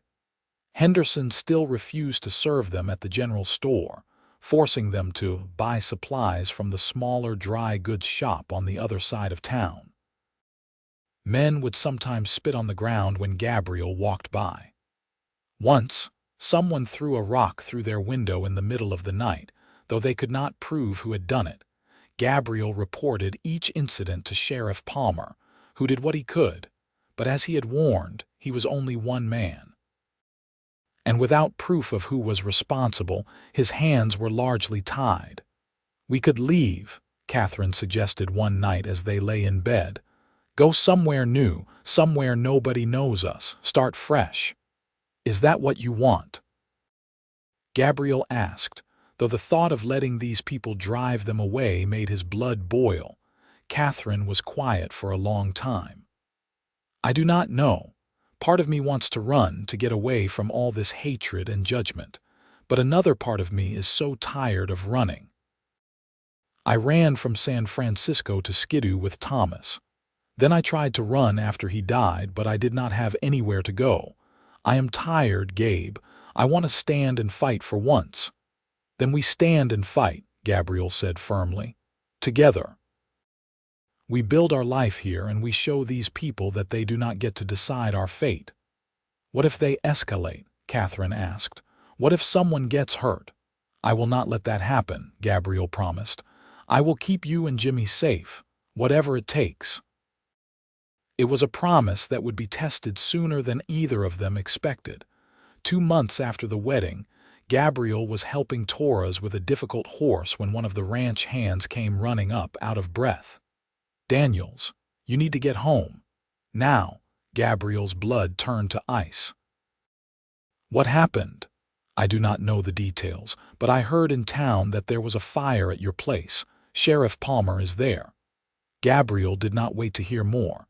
He mounted his horse and rode harder than he ever had in his life, his heart hammering with fear. Please, he thought. Please let them be all right. Please let Catherine and Jimmy be safe. When he arrived at the house, he found a scene of controlled chaos. The house itself was still standing, but the small shed where they kept tools and supplies was nothing but charred remains. Sheriff Palmer was there with several townspeople, all trying to douse the remaining flames with buckets of water. Catherine was sitting on the front step with Jimmy in her arms, both of them covered in soot, but apparently unharmed. Gabriel threw himself off his horse and ran to them, gathering them both in his arms. "Are you hurt? Tell me you are not hurt." "We are fine," Catherine said, though she was shaking. "The shed caught fire and we got out. We are fine." "What happened?" Gabriel demanded, looking at Palmer. The sheriff's expression was grim. Fire was definitely deliberate. Someone poured lamp oil around the shed and lit it. If the wind had been blowing the other way, it would have caught the house too. As it is, you are lucky. "Lucky," Gabriel repeated bitterly. He looked at Catherine and Jimmy, saw the fear in their eyes despite their brave words, and something inside him snapped. I am done with this. I am done with these cowards hiding in the shadows and attacking my family. Daniels, do not do anything stupid, Palmer warned. I am going to do whatever I have to do, Gabriel said. He stood up, his jaw set with determination. Stay here, watch them. I will be back. Where are you going? Catherine asked, fear sharp in her voice. To end this, Gabriel said. He rode straight to Henderson's general store, not caring that it was evening and the place was closed. He pounded on the door until Henderson appeared, looking irritated. We are closed, Daniels. We need to talk. Now. Something in Gabriel's tone must have warned Henderson that this was not a conversation he could avoid. He opened the door wider and stepped back. All right, talk. Someone just set fire to my property, Gabriel said, his voice deadly calm. Tried to burn my house down with my wife and son inside, and I am here to tell you that it stops. Tonight, right now. I do not know what you are talking about, Henderson said, but his eyes slid away from Gabriel's. I think you do, Gabriel said. And even if you were not directly involved, you know who was. So here is what is going to happen. You are going to spread the word that anyone who touches my family from here on out will answer to me personally. And trust me when I say they will not like how that conversation goes. Are you threatening me? Henderson demanded. I am making you a promise, Gabriel corrected. The people in this town have had their fun. They have made their point. Catherine has suffered enough for her husband's mistakes. But she is my wife now, and that boy is my son, and I will protect them with my dying breath if I have to. Anyone who does not understand that is welcome to test me. But they should know that I have dealt with worse men than them in worse places, and I am still here. Can they say the same? Henderson had gone pale. You are crazy. Maybe, Gabriel agreed, but I am also serious, deadly serious. You make sure everyone understands that. He left before Henderson could respond, riding next to Jack Mercer's saloon. The same conversation played out there, and Gabriel could see the calculation in Mercer's eyes as he weighed whether Gabriel was truly dangerous or just talking big. I paid off Catherine's debt, Gabriel reminded him. I did not have to do that. I could have just taken her and left town. But I chose to pay because I believe in honoring obligations. But do not mistake that for weakness, Mercer. I have limits, and whoever set that fire tonight crossed them. I did not have anything to do with any fire, Mercer said carefully. Then you will not mind helping me spread the word that my family is off limits, Gabriel said. Because if something happens to them, I am going to assume everyone who ever had a problem with Catherine was involved, and I am going to respond accordingly. Mercer studied him for a long moment, then nodded slowly. I will spread the word. But Daniels, you are making enemies you cannot afford. I already have enemies, Gabriel said. At least now they know where I stand. When Gabriel returned home, he found Catherine and Jimmy inside the house, windows and doors locked. Sheriff Palmer was still there, keeping watch. You get it all out of your system? Palmer asked. For now, Gabriel said. He went to Catherine, who immediately wrapped her arms around him. I am sorry, I should have been here. You could not have known, Catherine said. And we are all right, Gabe, scared but all right. We are not staying here, Gabriel decided. Not tonight. We are going to the boarding house. Tomorrow we will figure out what comes next. Gabe, we cannot just run, Catherine protested. We are not running, Gabriel said. We are regrouping. There is a difference. That night, the three of them stayed in Gabriel's old room at the boarding house, all squeezed into the narrow bed. Gabriel lay awake long after Catherine and Jimmy fell asleep, listening to their breathing and thinking hard about the future. He had made a lot of threats tonight. Now he needed to figure out how to back them up without crossing the line into vigilantism. He was not a violent man by nature, but he would do whatever was necessary to protect his family. The question was, what was necessary? Over the next few days, something strange happened in Skidoo. The harassment stopped. No more threatening notes. No more rocks through windows. When Gabriel walked through town, people still avoided him, but nobody spit or made threats. Word must have gotten around about your little visit to Henderson and Mercer, Sheriff Palmer observed when Gabriel stopped by his office. You put the fear of God into folks. Or just plain fear, Gabriel said. I do not care which as long as it keeps Catherine and Jimmy safe. Just be careful, Palmer warned. Fear makes people do stupid things, and cornered animals bite. Gabriel took the warning to heart, staying vigilant. He moved Catherine and Jimmy back home after making extensive repairs to the property, including a new shed and reinforced doors and windows. He also started teaching Catherine how to shoot, just in case.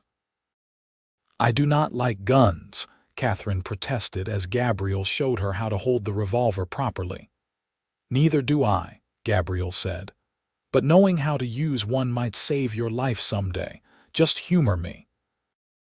Catherine proved to be a natural shot, hitting the targets Gabriel set up with increasing accuracy. Jimmy watched these lessons with wide eyes, and Gabriel promised that when he was older, he would teach him too. Life settled into a new normal. Gabriel continued working for Torres, who had offered him a permanent position as foreman. The pay was better than anything Gabriel had made before, and Torres even suggested that eventually Gabriel might be able to buy into a partnership. Catherine's washing business grew as more people, emboldened by the fact that she was now married and apparently under Gabriel's protection, started hiring her. She was able to turn down the backbreaking work that paid poorly and focus on steady, reliable clients. Jimmy started school at the small schoolhouse on the edge of town. The teacher, a young woman named Sarah Mills who had just arrived from Sacramento, did not care about the gossip surrounding Catherine and treated Jimmy like any other student. He thrived there, his natural intelligence and curiosity finally being properly channeled. 6 months after the fire, Gabriel came home one evening to find Catherine cooking dinner with a strange expression on her face. She looked nervous and excited and scared all at once. What is wrong? He asked immediately. Did something happen? Nothing is wrong, Catherine said. At least I do not think so. Gabe, sit down. I need to tell you something. Gabriel sat at the table, his heart starting to race. You are worrying me. Catherine took a deep breath. I am pregnant. For a moment, Gabriel could not process the words. Then they hit him all at once and he was out of his chair, pulling Catherine into his arms. Pregnant. We are having a baby. Yes, Catherine said, laughing and crying at the same time. I am about 3 months along. I wanted to be sure before I told you. Gabriel felt like his heart might burst with joy. He kissed Catherine's face, her forehead, her cheeks, her lips, unable to contain his happiness. We are having a baby. I am going to be a father. Well, I am already Jimmy's father, but a father to a baby, a new baby, our baby. He was babbling and he knew it, but he did not care. Catherine was laughing at his incoherence, her own joy clear despite the worry still lurking in her eyes. You are happy then? She asked. I know we have not talked about having more children. I was not sure if you wanted that. Are you kidding? This is the best news I have ever gotten, Gabriel said. He put his hand on her stomach, even though there was no visible sign of the pregnancy yet. We are having a baby. They told Jimmy at dinner, and the boy's reaction was predictably enthusiastic. A baby brother or sister, really? When? In about 6 months, Catherine said. Maybe a little less. We will have to wait and see. I hope it is a brother, Jimmy declared. Then I can teach him how to ride horses and shoot guns. You do not know how to shoot guns, Catherine pointed out. Not yet, Jimmy said confidently. "But Papa Gabe will teach me when I am older," he promised. Gabriel met Catherine's eyes across the table, seeing his own happiness reflected there. This was their family now. Jimmy, Catherine, the baby on the way, and himself.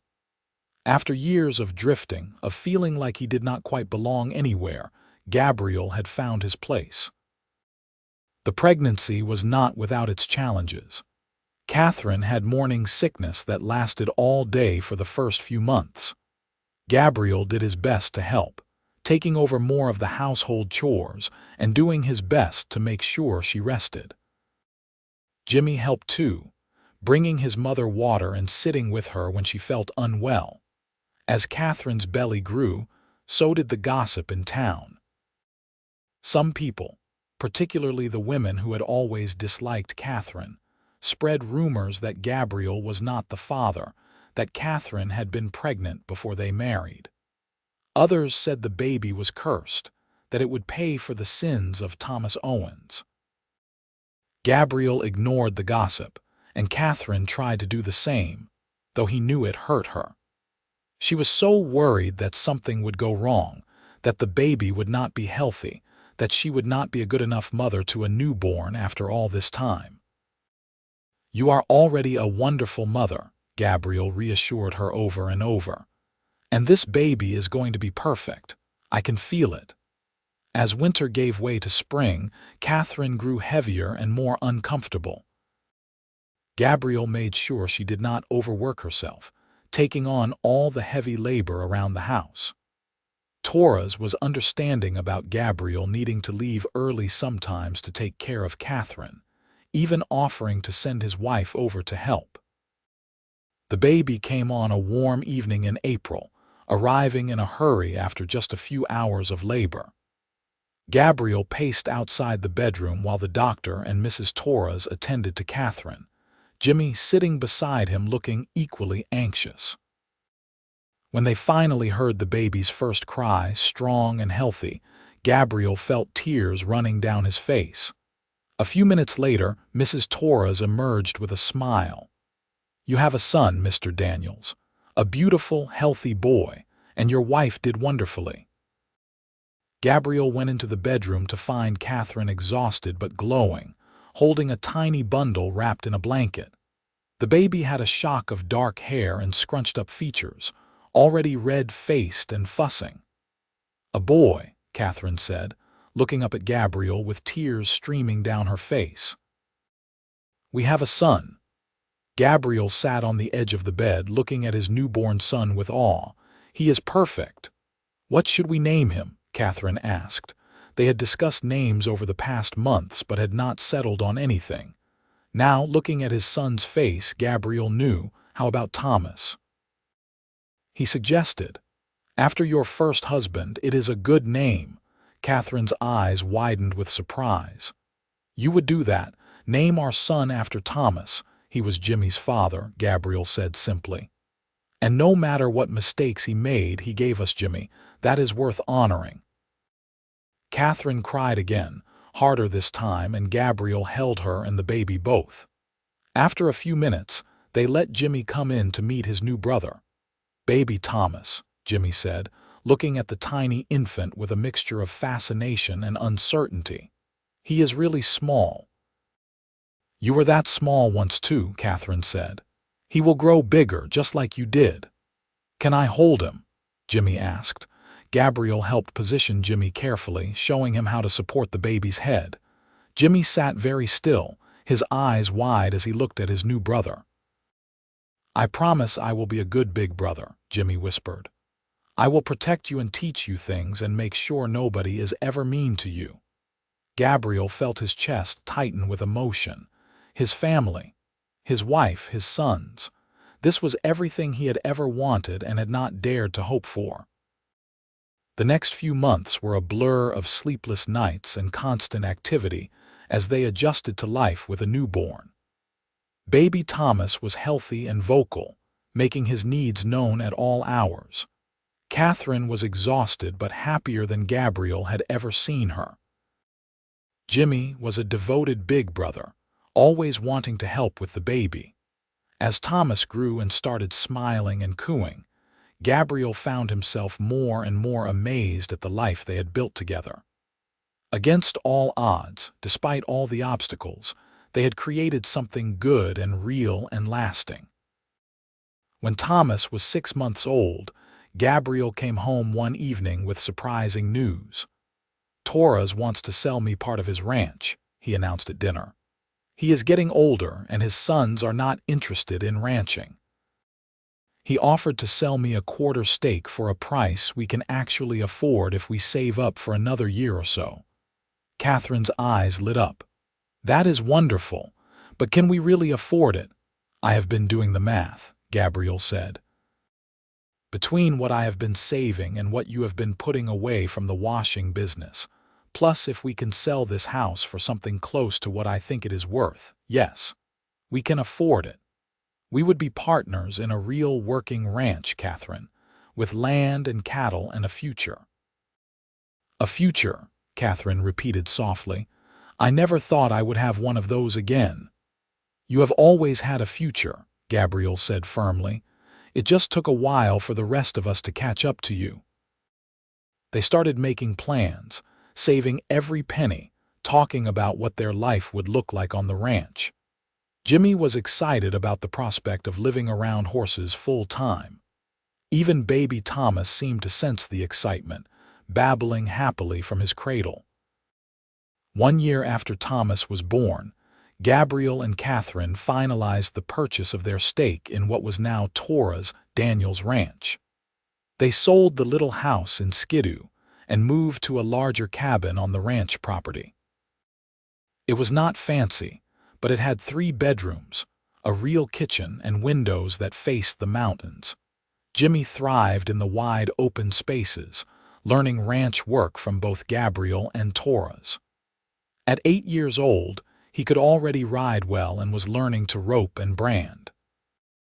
He was happy and healthy, growing tall and strong, with none of the shame or stigma that had hung over him in Skidoo. Baby Thomas grew into a toddler, fearless and adventurous, always getting into things and making everyone laugh. He looked like Catherine but had Gabriel's stubborn determination, a combination that promised an interesting future. Catherine bloomed in their new life. Away from the constant judgment and gossip of Skidoo, she relaxed in a way Gabriel had never seen before. She sang while she worked, laughed easily, and no longer looked over her shoulder constantly waiting for the next attack. The ranch prospered under Gabriel and Torres' joint management. They worked well together, Torres' experience combined with Gabriel's energy and new ideas creating a successful operation. Other ranchers in the area respected them, and slowly, Gabriel and Catherine built a network of friends and allies. 5 years after leaving Skidoo, Catherine discovered she was pregnant again. This time there was no worry or fear, just joy. Their daughter, Elizabeth Grace, was born in the fall, a tiny thing with Catherine's dark eyes and what Gabriel swore was already a stubborn streak. Jimmy, now 13, was protective of his little sister, always making sure she was watched and cared for. Thomas, at 6, was less interested in the baby but still excited to be a big brother. The years passed in a blur of hard work and happiness. The ranch continued to grow. Gabriel proved to have a knack for breeding horses, and the Torres Daniels Ranch became known for its quality stock. They never became wealthy, but they were comfortable, secure, and happy. Jimmy grew into a fine young man, eventually taking over more and more of the ranch operations as Torres aged and Gabriel focused on the horse breeding. He met a girl at a church social when he was 19, the daughter of another rancher, and they married when he was 21. Gabriel and Catherine helped them build their own house on a section of the ranch, keeping the family together. Thomas followed in his brother's footsteps, learning the ranch business and eventually bringing home his own bride. Elizabeth, their daughter, surprised everyone by becoming a teacher, traveling to Sacramento for her education, and then returning to open a school near the ranch. On their 20th wedding anniversary, Gabriel and Catherine sat on the porch of their home, watching the sunset paint the mountains gold and purple. Their children and grandchildren were scattered around the property, 3 generations of Daniels' family living and working together. "Did you ever imagine this?" Catherine asked, leaning against Gabriel's shoulder. "When I first met you in Henderson's store all those years ago, could you have imagined this is where we would end up?" "Not in a million years," Gabriel admitted. "I thought I was just helping someone in need. I did not know I was finding my whole future." "The best investment you ever made," Catherine teased, echoing his words from so long ago. "Absolutely," Gabriel said, kissing the top of her head. "Would do it all again in a heartbeat." They sat in comfortable silence, watching their family, counting their blessings. From that desperate day in Skidoo to this peaceful evening on their ranch, it had been a long journey. There had been struggles and hardships, times when Gabriel wondered if they would make it. But they had persevered together, building something that would last long after they were gone. As darkness fell and the stars began to emerge, Catherine turned to Gabriel with a smile that still, after all these years, made his heart skip a beat. "I love you, Gabriel Daniels." "I love you too, Catherine Daniels. Always have, always will." And that was the truest thing either of them had ever said.